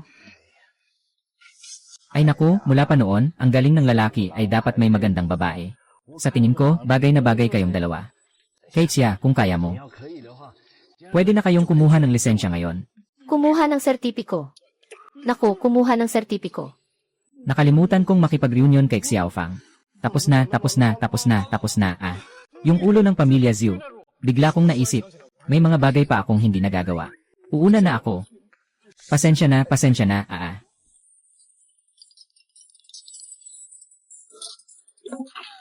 Wala ba siyang kahit kaunting nararamdaman para sa akin? Hindi ba? Kitang-kita naman. Mabuti ang pagkatao ni Ginoong Chen. Isang maaasahang kabataan. Nakikita ni tatay na interesado ka rin sa kanya. Kung gusto mo siya, huwag kang matakot na habulin. Susuportahan ka ni tatay.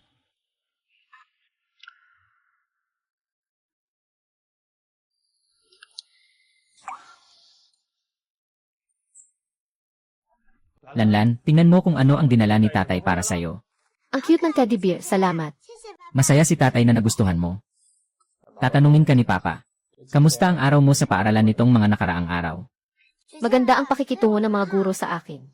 Ay, mabuti naman. Umalis na si Papa. Nagalit si Mama. Mag-ingat ka.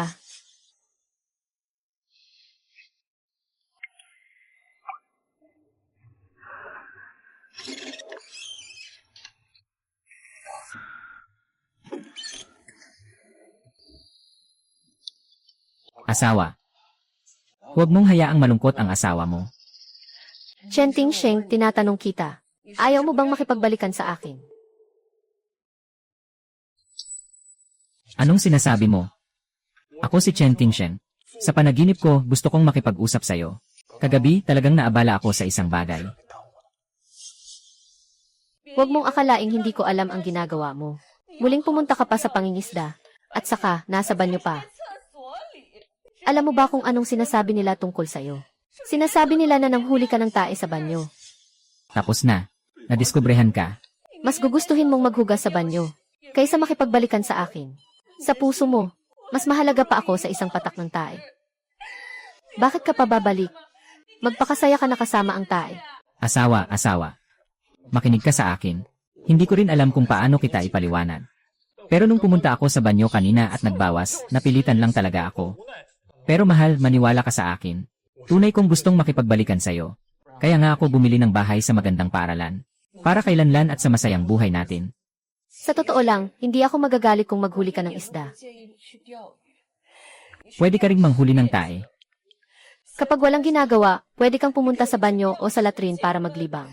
Pwede kang pumunta sa banyo o sa latrin kahit saan. Pero kailangan mong isaalang-alang ang pamilya natin.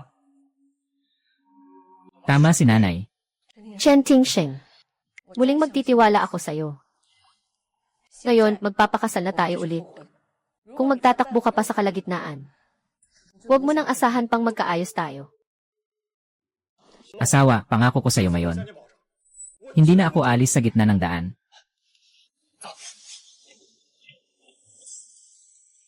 Natanggap ang misyon sa pangingisda. Mangyaring pumunta ang host sa abandonadong lawa sa labas ng lungsod sa loob ng kalahating oras. Ang gantimpala sa pangingisda sa pagkakataong ito ay 1 bilyong piso. Kung hindi natapos ang gawaing pangingisda na ito, babalikin ang lahat ng gantimpala mula sa mga nakaraang gawain. May natitirang oras na 29 minuto at 59 segundo. Sige, mahal. Bakit tuwing kritikal na sandali ay nag-trigger ng gawain sa pangingisda? At saka ang abandonadong kantina sa labas ng lungsod. Kailangan ng hindi bababa sa 25 minuto na biyahe. Kung pupunta tayo sa malapit, tiyak na hindi tayo makararating sa oras. Honey, Sweetheart, yon. Bigla akong may kailangan, baka. Bukas na lang natin pag-usapan bukas. Saan ka pupunta? Pupunta ako maghuli ng isda. Hindi fishing, ang tinutukoy ko ay panghuli ng pera, grabe. Ewan ko kung paano kita ipapaliwanag. Pero sigurado may mahalagang dahilan ito. Asawa, iyon. Maniwala ka sa akin kahit isang beses. Pagkatapos kong pumunta sa pagkakataong ito, magiging malaya na tayo sa yaman.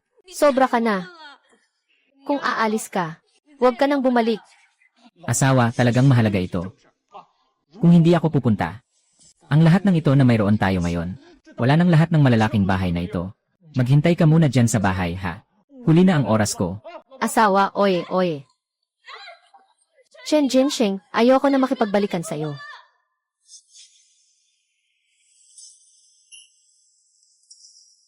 Ay. Tita, muli ka na namang niloko ng paksang manliligaw na yon. Naku. Noong sinabi mong ibigay mo ang pera sa akin, ayaw mong makinig. Ngayon, ayos na. Wala akong nakuha. Pati bahay, binili na ni Chen Jinsheng. Nagsasalita ka ng kalokohan. Umalis lang ako dahil may kailangan. Oh, ganun ba? Ate, mas mabuti pang mag-ipon ka ng pera. Baka mamaya, itaboy ka na nila. Wala ka nang matutuluyan. Imposible, hindi ganun ang tao. Siguradong makikipagbalikan siya sa akin, hahaha. Ate, huwag kang maging inosente. Kanina pa ako nakikinig eh. Mas pipiliin pa niyang mangisda kaysa makipagbalikan sa'yo. Sabi mo, kung gusto talaga niyang mabuhay kasama ka, ganito ba ang gagawin niya? Pinapayuhan kita. Mas mabuti pang magmadali kang humingi ng tawad kay nanay. Baka may matirhan ka pa. Huwag kang magulat kung may bago na siyang mahal. Tapos paalisin ka niya sa bahay. Ikaw naman, kasama mo pa yung maliit mong kawawa, magkalat kayo sa lansangan. Hindi pwede, kailangan kong tanungin. Kung ano talaga ang iniisip ni Chen Dingsheng. Ay naku, Countdown, 28 minuto at 37 segundo. kapag may pera na, kailangan talaga bumili ng sasakyan. Kung hindi, sobrang hindi magiging maginhawa. Ah, yung ano. Gino Chen, Miss Zhu, bakit ka nandito? ang swerte naman, saan ka pupunta? Lubos akong nagpapasalamat sa iyo sa paghatid. Talagang malaking tulong ka sa akin, pasensya na. Pumunta ka sa kantina sa labas ng bayan. CJ, hindi ka talaga nagsisinungaling si Chen Dingsheng. Akala ko nagkakamali lang ako sa'yo.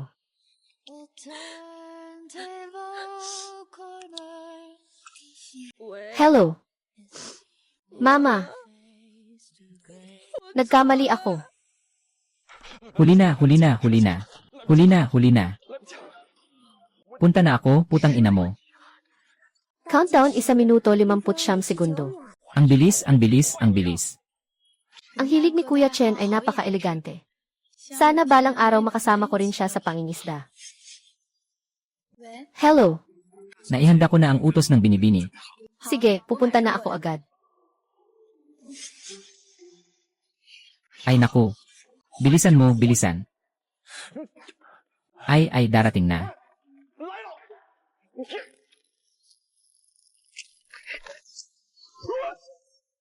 AK. May tubig ang AC. Tubig, tubig.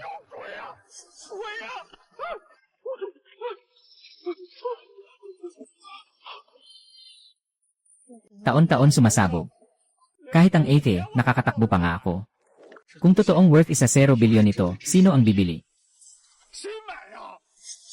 Kung ma-decrypt natin ang teknolohiya ng mga alien, mas lalakas ang lakas ng bansa natin, tiyak na tataas.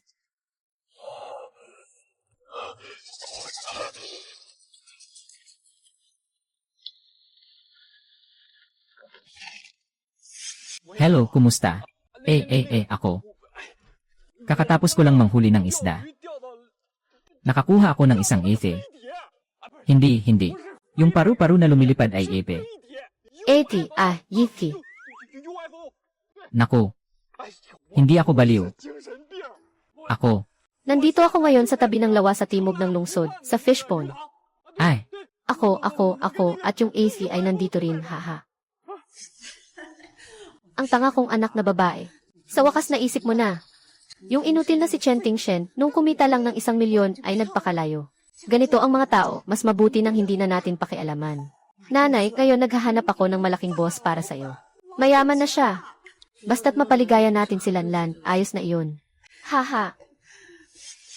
boss, dumating na. Ay naku, fourth young master, nandito ka na, ay naku.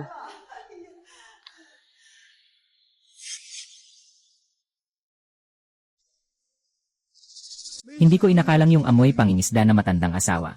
Ganito pala kaganda. Lele, Chen Dingsheng, pinutol mo ako. Parang nakikipag-sex ako sa asawa mo.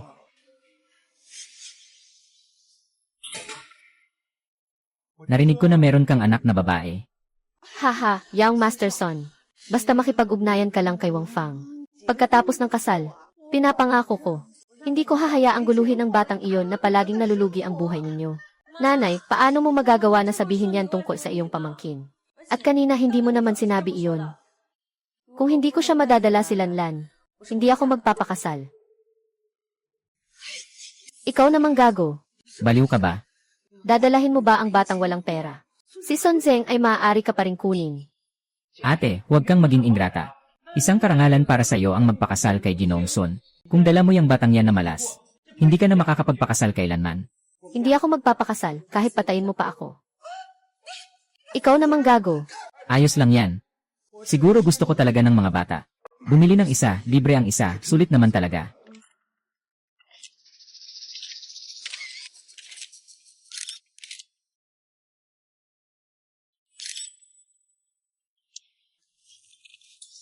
Ginoong Chen, paano mo nadiskubre ang iki na ito? You. Kung sasabihin kong nahuli ko lang sa pangingisda, maniniwala ka ba?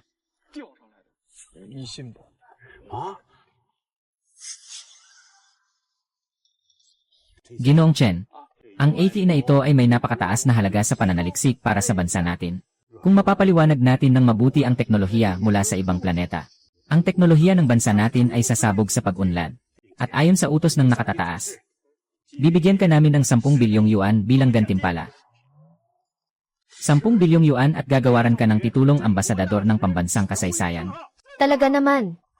Ay naku, hahaha. 10 bilyon ay naku.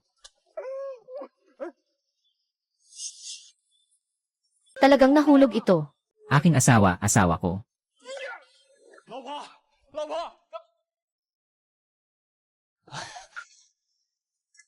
Asawa, may pera na tayo. 10 bilyon pa at ako pa ang tinanghal na ambasador ng bayan.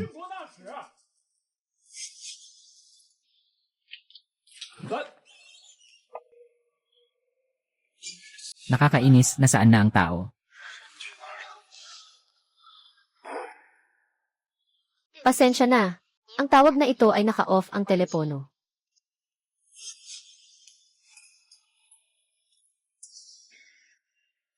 Hahaha. Yung 20,000 na pang-engagement na pinangako ni Sun Xiao, sabihin mo ng maayos. Hahaha. CJ. Ngayon lang, ha. Hindi, ngayon na. Hahaha, ano? Anong sinasabi mo? Sun Xiao, magpapalayas na kami para sa'yo. Mabilis. Nitong Mid-Autumn Festival, ikinasal na si Mama. Siguradong sobrang saya ni Xiao Mei. Sa tingin ko, hindi talaga tayo bagay pagkatapos ng hiwalayan. Pasensya na. Anong gagawin mo? Anong gagawin? Bakit ka ganyan? Sige, gawin mo. Ngayon, kung anong gusto kong gawin sa'yo, yun ang gagawin ko. Haha. Tulungan niyo ako. Bitawan mo ako. Tulong, hawakan mo ako. Hawakan mo ako. Ayos ka lang ba? Papa, ikaw. Ayos ka lang ba? Hawakan mo na. Anong ibig sabihin nito? Kagagaling lang niya mag-volunteer. Wala kang kinalaman dito. Ayaw na kitang makita, umalis ka na. Asawa, ano nang ibig sabihin yan? Ano ba talaga ang nangyari? Si Son Qiang ba? Pinipilit ka niya ba? Huwag kang matakot, nandito ako. Sobra na, Dr. Chen. Nakita kitang sakay ng isang babae. At nandito ka pa rin na nagkukunwari. Nakakatawa, hindi ba? Mahal, pakinggan mo ako. Yung tao sa sasakyan ay anak ng pamilyang Zhou. Siyang sinagip ko. Kasalukuyan lang kaming magkasabay. Kaya ko lang sinabi. Ayaw kong makinig sa paliwanag mo. Ilang beses mo nang sinabi na magbabalikan tayo. Tuwing nasa kalagitnaan ka na, umaalis ka. Hindi na ako maniniwala muli. Hahaha Chen Qingsheng. Wala kang silbi. Kahit na makipagtulungan ka sa Dali Technology, anong pakialam ko? Pati na ang girlfriend mo. Wala kang kwenta. Si Xiao Feng ay hindi na asawa mo, Chen Liqiu. Umuwi ka na. Kung gagambalain mo ang mga bagay namin, maniwala ka, papatayin kita. Nakita mo ba? Ikaw ngayon ay parang daga sa kalsada. Lahat ay humihiyaw laban sa'yo. Anong mukha meron ka para maging mayabang sa akin? Ngunit huwag kang mag-alala. Tiyak na magiging mahinahon ako kay Xiao Fang. Haha, bibigyan siya ng pinakamasayang karanasan. Talagang dapat kang maniwala sa akin. May dashcam si Zuan Ru sa kanyang sasakyan. Kung hindi ka naniniwala sa akin. Maaari kang mag-check anumang oras. Sa tingin mo, maniniwala pa ba ako sa'yo? Kung talagang ayaw kong makipagbalikan sa'yo ngayon. Talagang maglalaho na ako. Sa tingin mo, babalik pa ba ako sa bahay na ito? At kung ayaw niyang makipagbalikan sa akin, hindi siya darating sa akin. Dapat ko bang pagkatiwalaan siya sa huling pagkakataon? Asawa.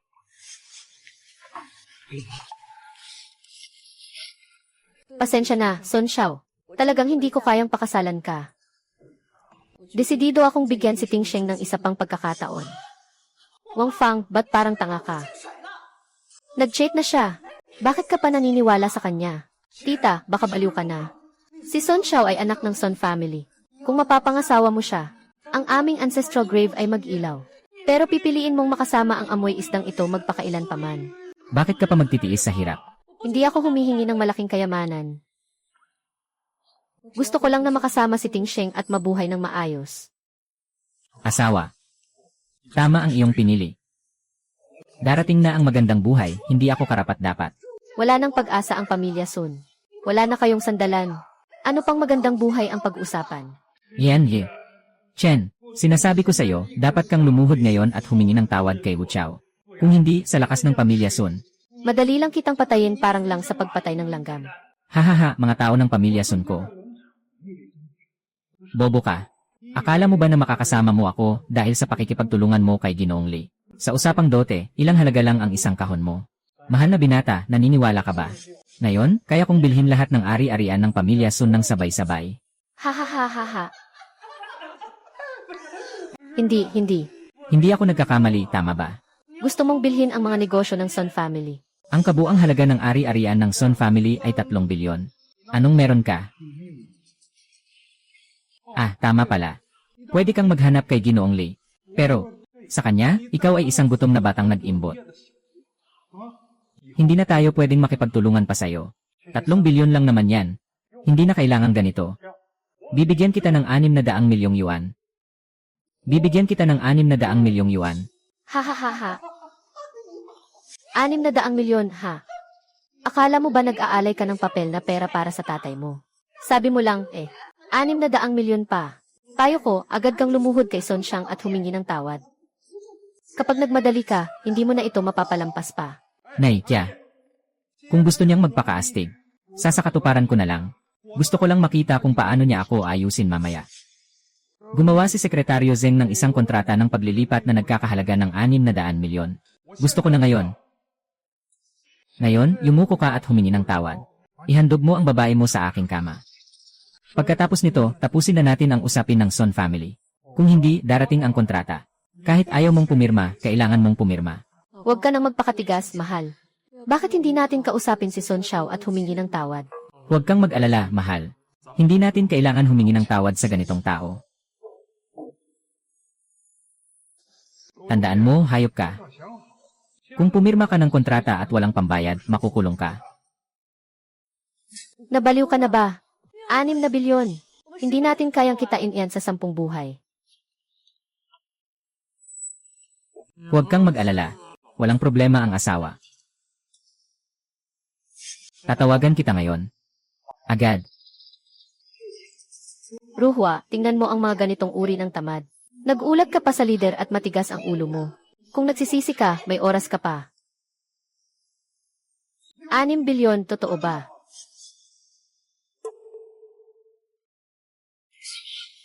Totoo bang may 6 bilyon? Hindi. Siyang isang mabahong mangingisda. Paano magkakaroon siya ng 6 bilyon? Asawa, saan mo nakuha ang 6 bilyon? Hindi ito pwedeng mangyari. Kahit pa ang proyektong personal na inimbita ni Ginoong Li, hindi pa rin pwedeng umabot sa 6 bilyon. Paano ka magkakaroon ng ganoong kalaking pera? Wala naman ako. Ngayon, siguro Sunba ay walang-wala na. Parang isang asong walang tahanan. Haha, talaga namang ikaw ay isang malaking. Ang kabuang halaga ng pamilya Sun ay 300 milyong yuan. Wala akong ginawa. Kumita ako ng 300 milyong yuan. Mukhang masaya ka naman. Hahaha. Hello, Ginoong Li. Pasensya na. Nabibitin ko pa kayo. Gusto ko sanang humingi ng tulong sa inyo na makahanap ng isang team ng abogado para suriin ang mga pananalapi ng mga ari-arian ng pamilya Sun. Kung may makita kayong problema, pakiusap, ipatupad ng mahigpit ang parusa. Ginoong Sun, sa tingin ko, ang paggastos ng 600 milyong yuan para alisin ang isang dambuhalang hadlang sa Ronggo ay talagang sulit. Nagkamali ako. Patawarin mo na ako. Pinapangako ko, hindi na kita aabalahin muli. Ginoo Sun, dati ay hindi ako mabuti sa'yo. Ngunit sa pagkakataong ito, totoo ako. Ay naku, magandang manugang. Hindi ko akalain na napakayaman mo.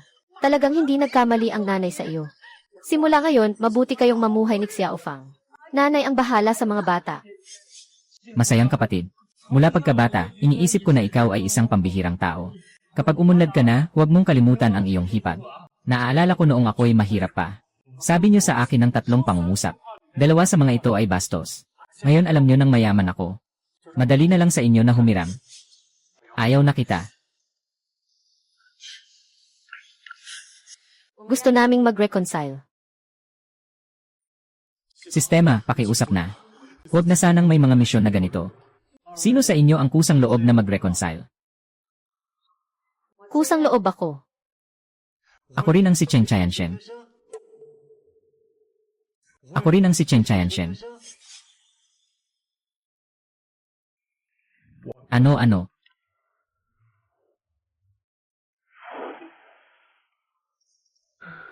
Biglang pumunta si Kuya Chen sa Civil Affairs Bureau. Alam kaya niya na nag-propose ako sa kanya. Kaya naghihintay siya dito sa akin. Sino ba itong Chen Xin? Na may lakas ng loob na habulin ang panganay na babae ng pamilya Zhu. Kung makakapangasawa ko ang panganay na babae ng pamilya Zhou, gusto kong magmamay-ari ng mamahaling sasakyan at malaking bahay din sana. Bah, huwag kang mangarap. Gusto mo pang manghingi at kumain pa. Simula na. Kuya Chen, gusto kita. Gusto mo bang pakasalan ako? Alam ko kung bakit ka pumunta sa civil registry. Dala-dala ko ang aking household registration book. Pwede na tayong magparehistro anumang oras. Gino Zhou, baka nagkakamali ka sa akin. Pakasalan siya. Pakasal, pakasal, pakasal, pakasal, pakasal, pakasal, pakasal, pakasal. Ay. Asawa. Sandali lang ha. Hindi ba, asawa, si Kuya Chen dito hindi dahil sa akin. Asawa. Makinig ka sa paliwanag ko. Anong magandang paliwanag dyan? Si Chen Tingsheng, ang galing mo talaga. Kaka-divorce mo lang ng ilang araw. Nakipagrelasyon ka na sa panganay na babae ng pamilya Zhu. Nakakahiya, dati pa nga sinasabi mong gusto mo akong pakasalan ulit. Mahal, talagang nagkamali ka ng akala sa akin. Wala akong kahit anong nangyari sa kanya. Akala mo ba maniniwala pa ako sa mga kasinungalingan mo? Dati, mas pipiliin mo pang mamatay sa banyo. Kaysa makipagbalikan sa akin. Mahal, nangangako ako sa'yo. Kung may kahit isang kasinungalingan ako sa sinabi ko kanina. Naku, parang binagsakan ako ng kidlat. Hindi ako mamamatay ng maayos. Naniniwala pa rin ba ako sa'yo? Talaga? Gusto mo bang magbalikan tayo?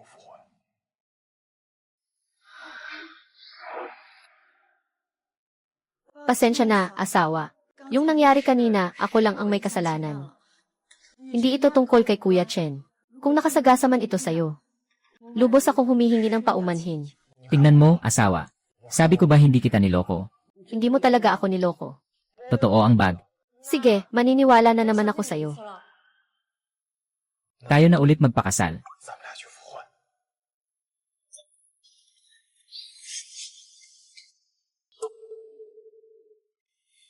Kuya, naloko ako ng isang batang gago. Narinig ko na ang tungkol dyan. Dati siyang manager sa akin.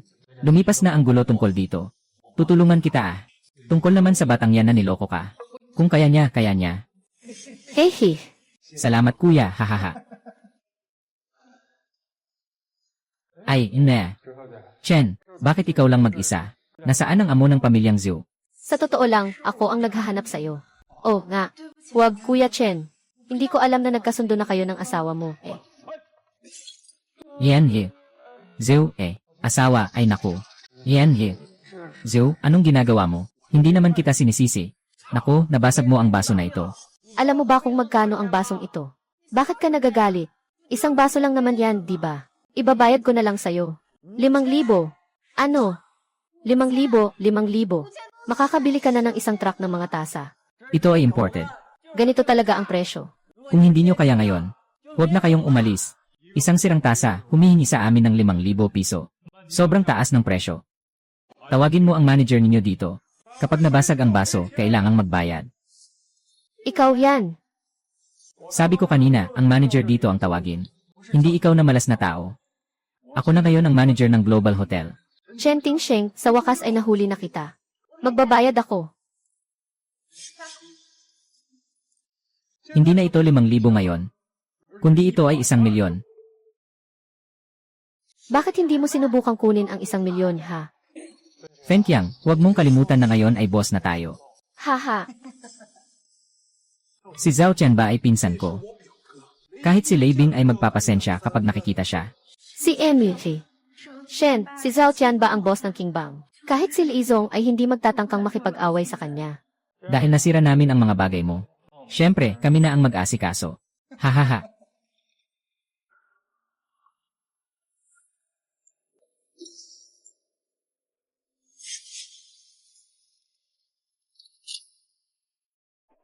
Hahaha, talagang mayaman si Shenzong.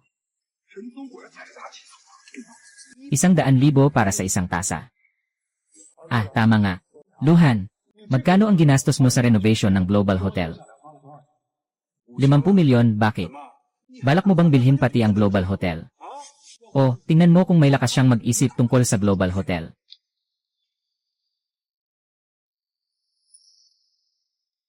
Ay, isang beses ko lang sasabihin. Ngayon, sisirain ko ang Universal Hotel. Hahaha, mamamatay ka sa kakatawa sa akin. Sisirain pa ang Universal Hotel. Putang ina mo, babae. Anong ginagawa ninyo? Sisirain niyo lahat.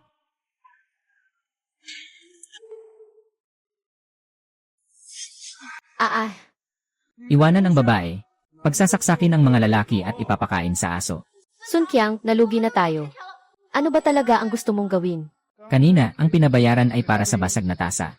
Ngayon, ito ay laban ko at ni Chen Tingsheng. Sun Qiang, sasabihin ko sa'yo. Kung ngayon ay gagalaw ka laban sa akin, papaalisin ko ang pamilya mo mula sa Longcheng. Natatakot ako. Hahaha. Hindi ka ba nakipagtulungan kay Liming minsan? Akala mo ba talaga ay ikaw ang hari? Patayin mo siya. Manager, may malaking problema tayo. May grupo ng tao sa labas na sumira sa hotel. Talagang kaya mong magpadala ng tao si Libing. Ayos na babala ito para sa iba. Dakpin mo sila. Pababa mo sila. Bitawan mo. Today.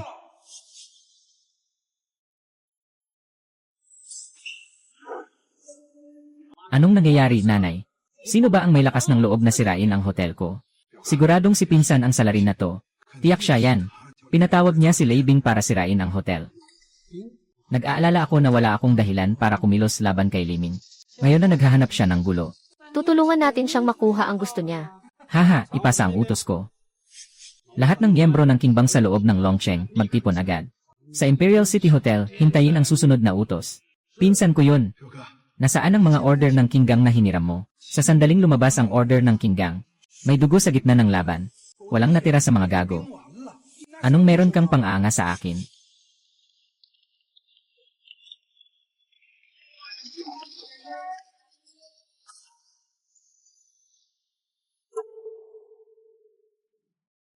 Alam ba niyo kung sino siya? Siya ay si King Bao.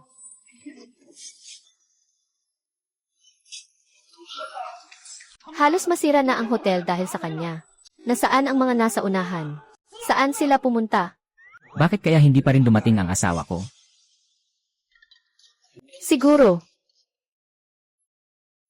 Narinig mo ba, matanda? Sabi ng pinsan ko, papatayin ka niya. Malapit nang dumating ang mga tao mula sa Kingbang. Bakit hindi ka pa rin yumuko at magmamakaawa, hahaha? Pinsan, bakit mo ako sinuntok? Sino nang matapang nasaktan ang aso na yan? Pinahirapan mo ako ng husto. Putang ina, nanlilinlang lang ako. Bakit? Ang taong nasa likod niya ay hindi talaga si Lei Bing, kundi ang dambana ng Diyos ng digmaan. Hindi pwede. Isa lang siyang pangit na mangingisda. Paano siya maaaring may suporta mula sa dambana ng Diyos ng digmaan? Totoo ba ang sinabi ni Kuya Chen? Huwag kang aalis. Sasabihin ko lang ito isang beses. Nais kong sirain ang Universal na hotel ngayon. 70 hanggang 80,000 sunod-sunod na talo. Impossible yon. Ay, Ginoong Chen. Pasensya na po talaga. Alam nyo, hindi ko rin alam na may ganito kalaking tao sa likod. Tingnan nyo, hahaha. Kung sinabing hindi pwede, pwede naman. Sa araw na ito, kalimutan na lang natin. Little butterfly, he. Anyway, kuya. May pera ako, ibigay mo. Bibili ako ng candy. Iyan may pera ako. Bilisan mo, dalhin mo sa akin. Mabilis, gusto kong kumain ng candy. Anyway, gusto kong kumain ng candy. Gusto kong kumain. Sandali lang. Sinira ko ang tasa sa hotel mo. Kailangan kong magbayad, ito ay makatwiran. Sinira ko rin ang hotel mo. Kailangan ko ring magbayad para dito, ito ay talagang makatwiran. Tingnan mo. Ay. 2 bilyon. Sobrang dami naman ito. Ang pag-aayos ng hotel ko ay umabot lang ng 50 milyon. Hindi ko pa natatapos ang sinasabi ko. Ipagawa mo agad ang pagkukumpuni ng hotel na ito. Gusto kong tuloy-tuloy itong wasakin ng 3 buwan. Kung hindi mo kaya, pipigilan ko ang hotel na ito, na hindi makalabas si King Fang mula sa longgo. Sino ba talaga si Kuya Chen? Kahit ang dambana ng mandirigma ay tumutulong sa kanya. Ay naku, sa totoo lang. Ayokong gamitin ang koneksyon ng kapatid ko. Pero pinipilitan mo akong gawin ito. Kahit na may koneksyon ka sa templo ng mga Diyos ng digmaan, ano naman ang pakialam ko? Ang kapatid ko ay tagapagtanggol ng pambansang embahador.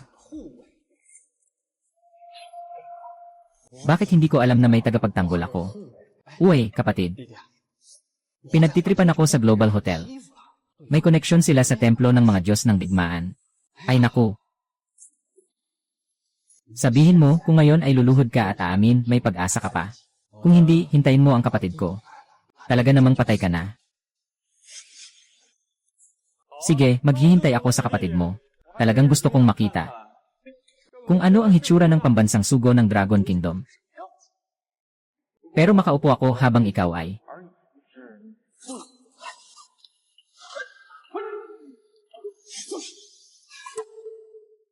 Patay ka na.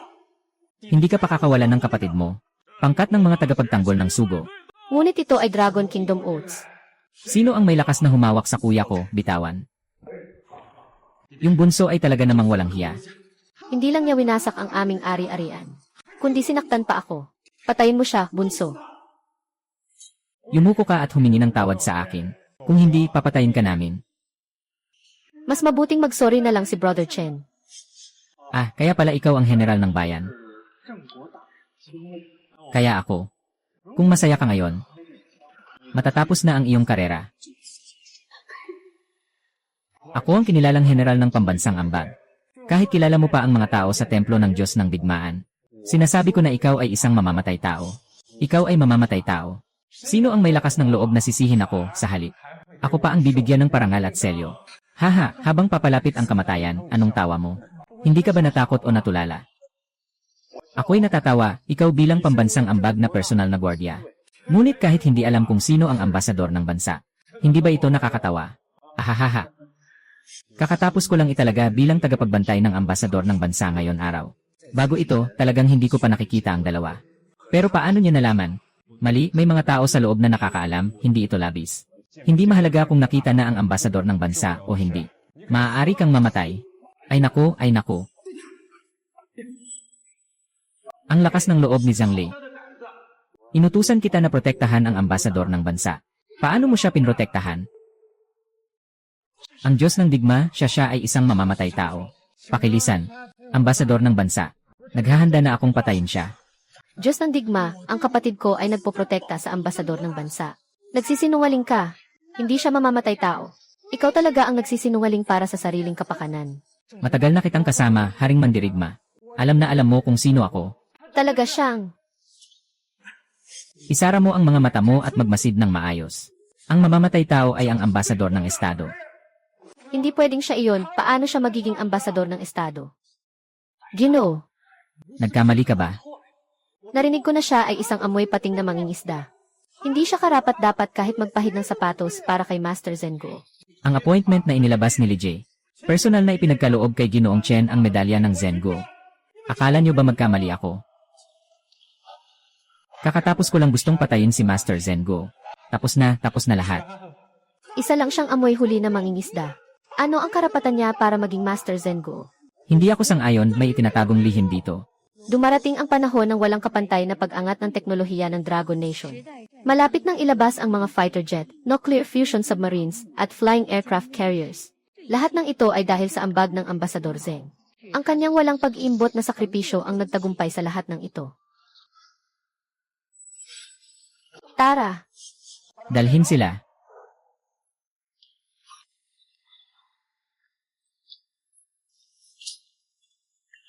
Siya pala ang ambasador ng bansa. Hindi ako karapat-dapat sa kanya. Pasensya na, Ginoong Chen. Nahuli ako. General Hong, sa tingin ko'y masyadong malakas ang impluensya ng Qinggang. At ito ay nakatago sa bawat madilim na sulok ng aking bansa, ang Dragon Kingdom. Kaya nais kong agad mong lipulin ang Qinggang. Sa loob ng 10 araw, mawawala ang Qinggang sa Dragon Kingdom.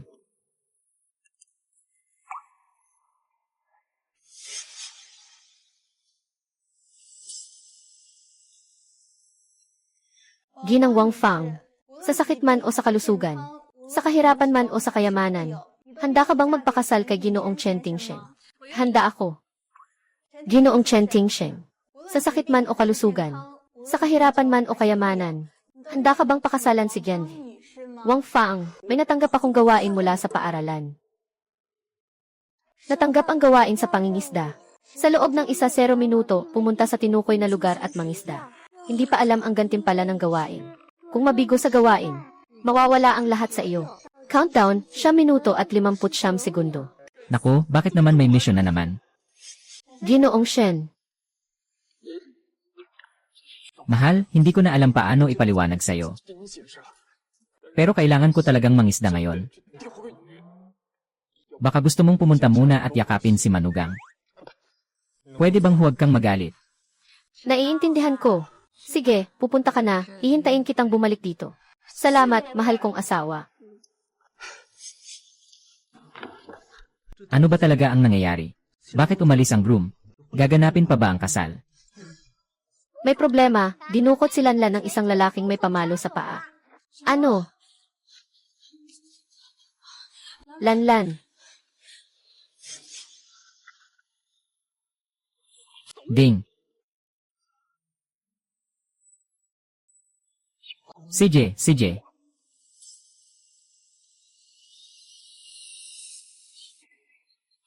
Lan.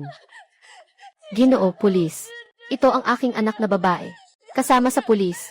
Pakiusap po. Kailangang iligtas ninyo siya. Ayon sa ruta ng pagtakas ng suspect, ang van ay nakaparada sa isang abandonadong gusali sa labas ng syudad. Huwag kang mag-alala. Iililigtas ko ang iyong anak sa pinakamabilis na oras. Abandonadong gusali sa labas ng syudad. Aksyon agad, hahaha.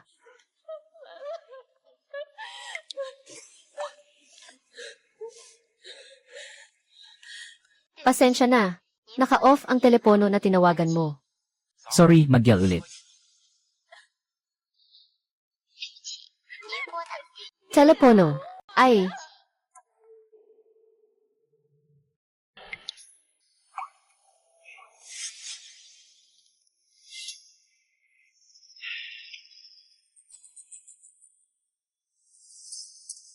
Masama kang tao. Pakawalan mo na ako. Ang tatay ko ay isang general. Siguradong mahuhuli ka niya. Ha. Sabi mo tatay mo ay isang general. Kahit na ang Diyos pa ang dumating. Ngayon, papatayin pa rin kita. Kung hindi dahil sa kanya, maaaring nawala na ako ng lahat. Maari ko pang maputol ang binti niya. Ngayon, papatayin kita. Gusto kong buhayin siya sa takot habang buhay. Ha.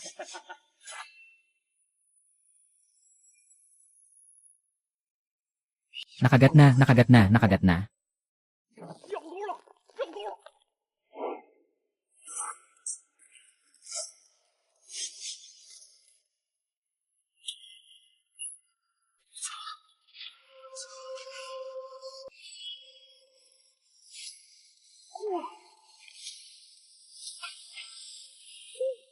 Hindi ba't muli na namang pagtulong ito? Bakit ngayong beses ay hindi alam ang gantimpala? Mahalaga ang iligtas ang tao.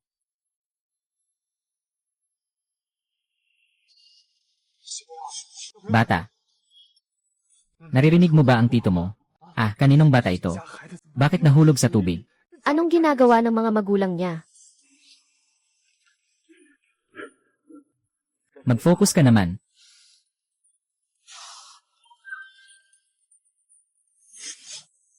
Tatay, Lan. bakit ka nandito? Ayos na, nandito na si tatay.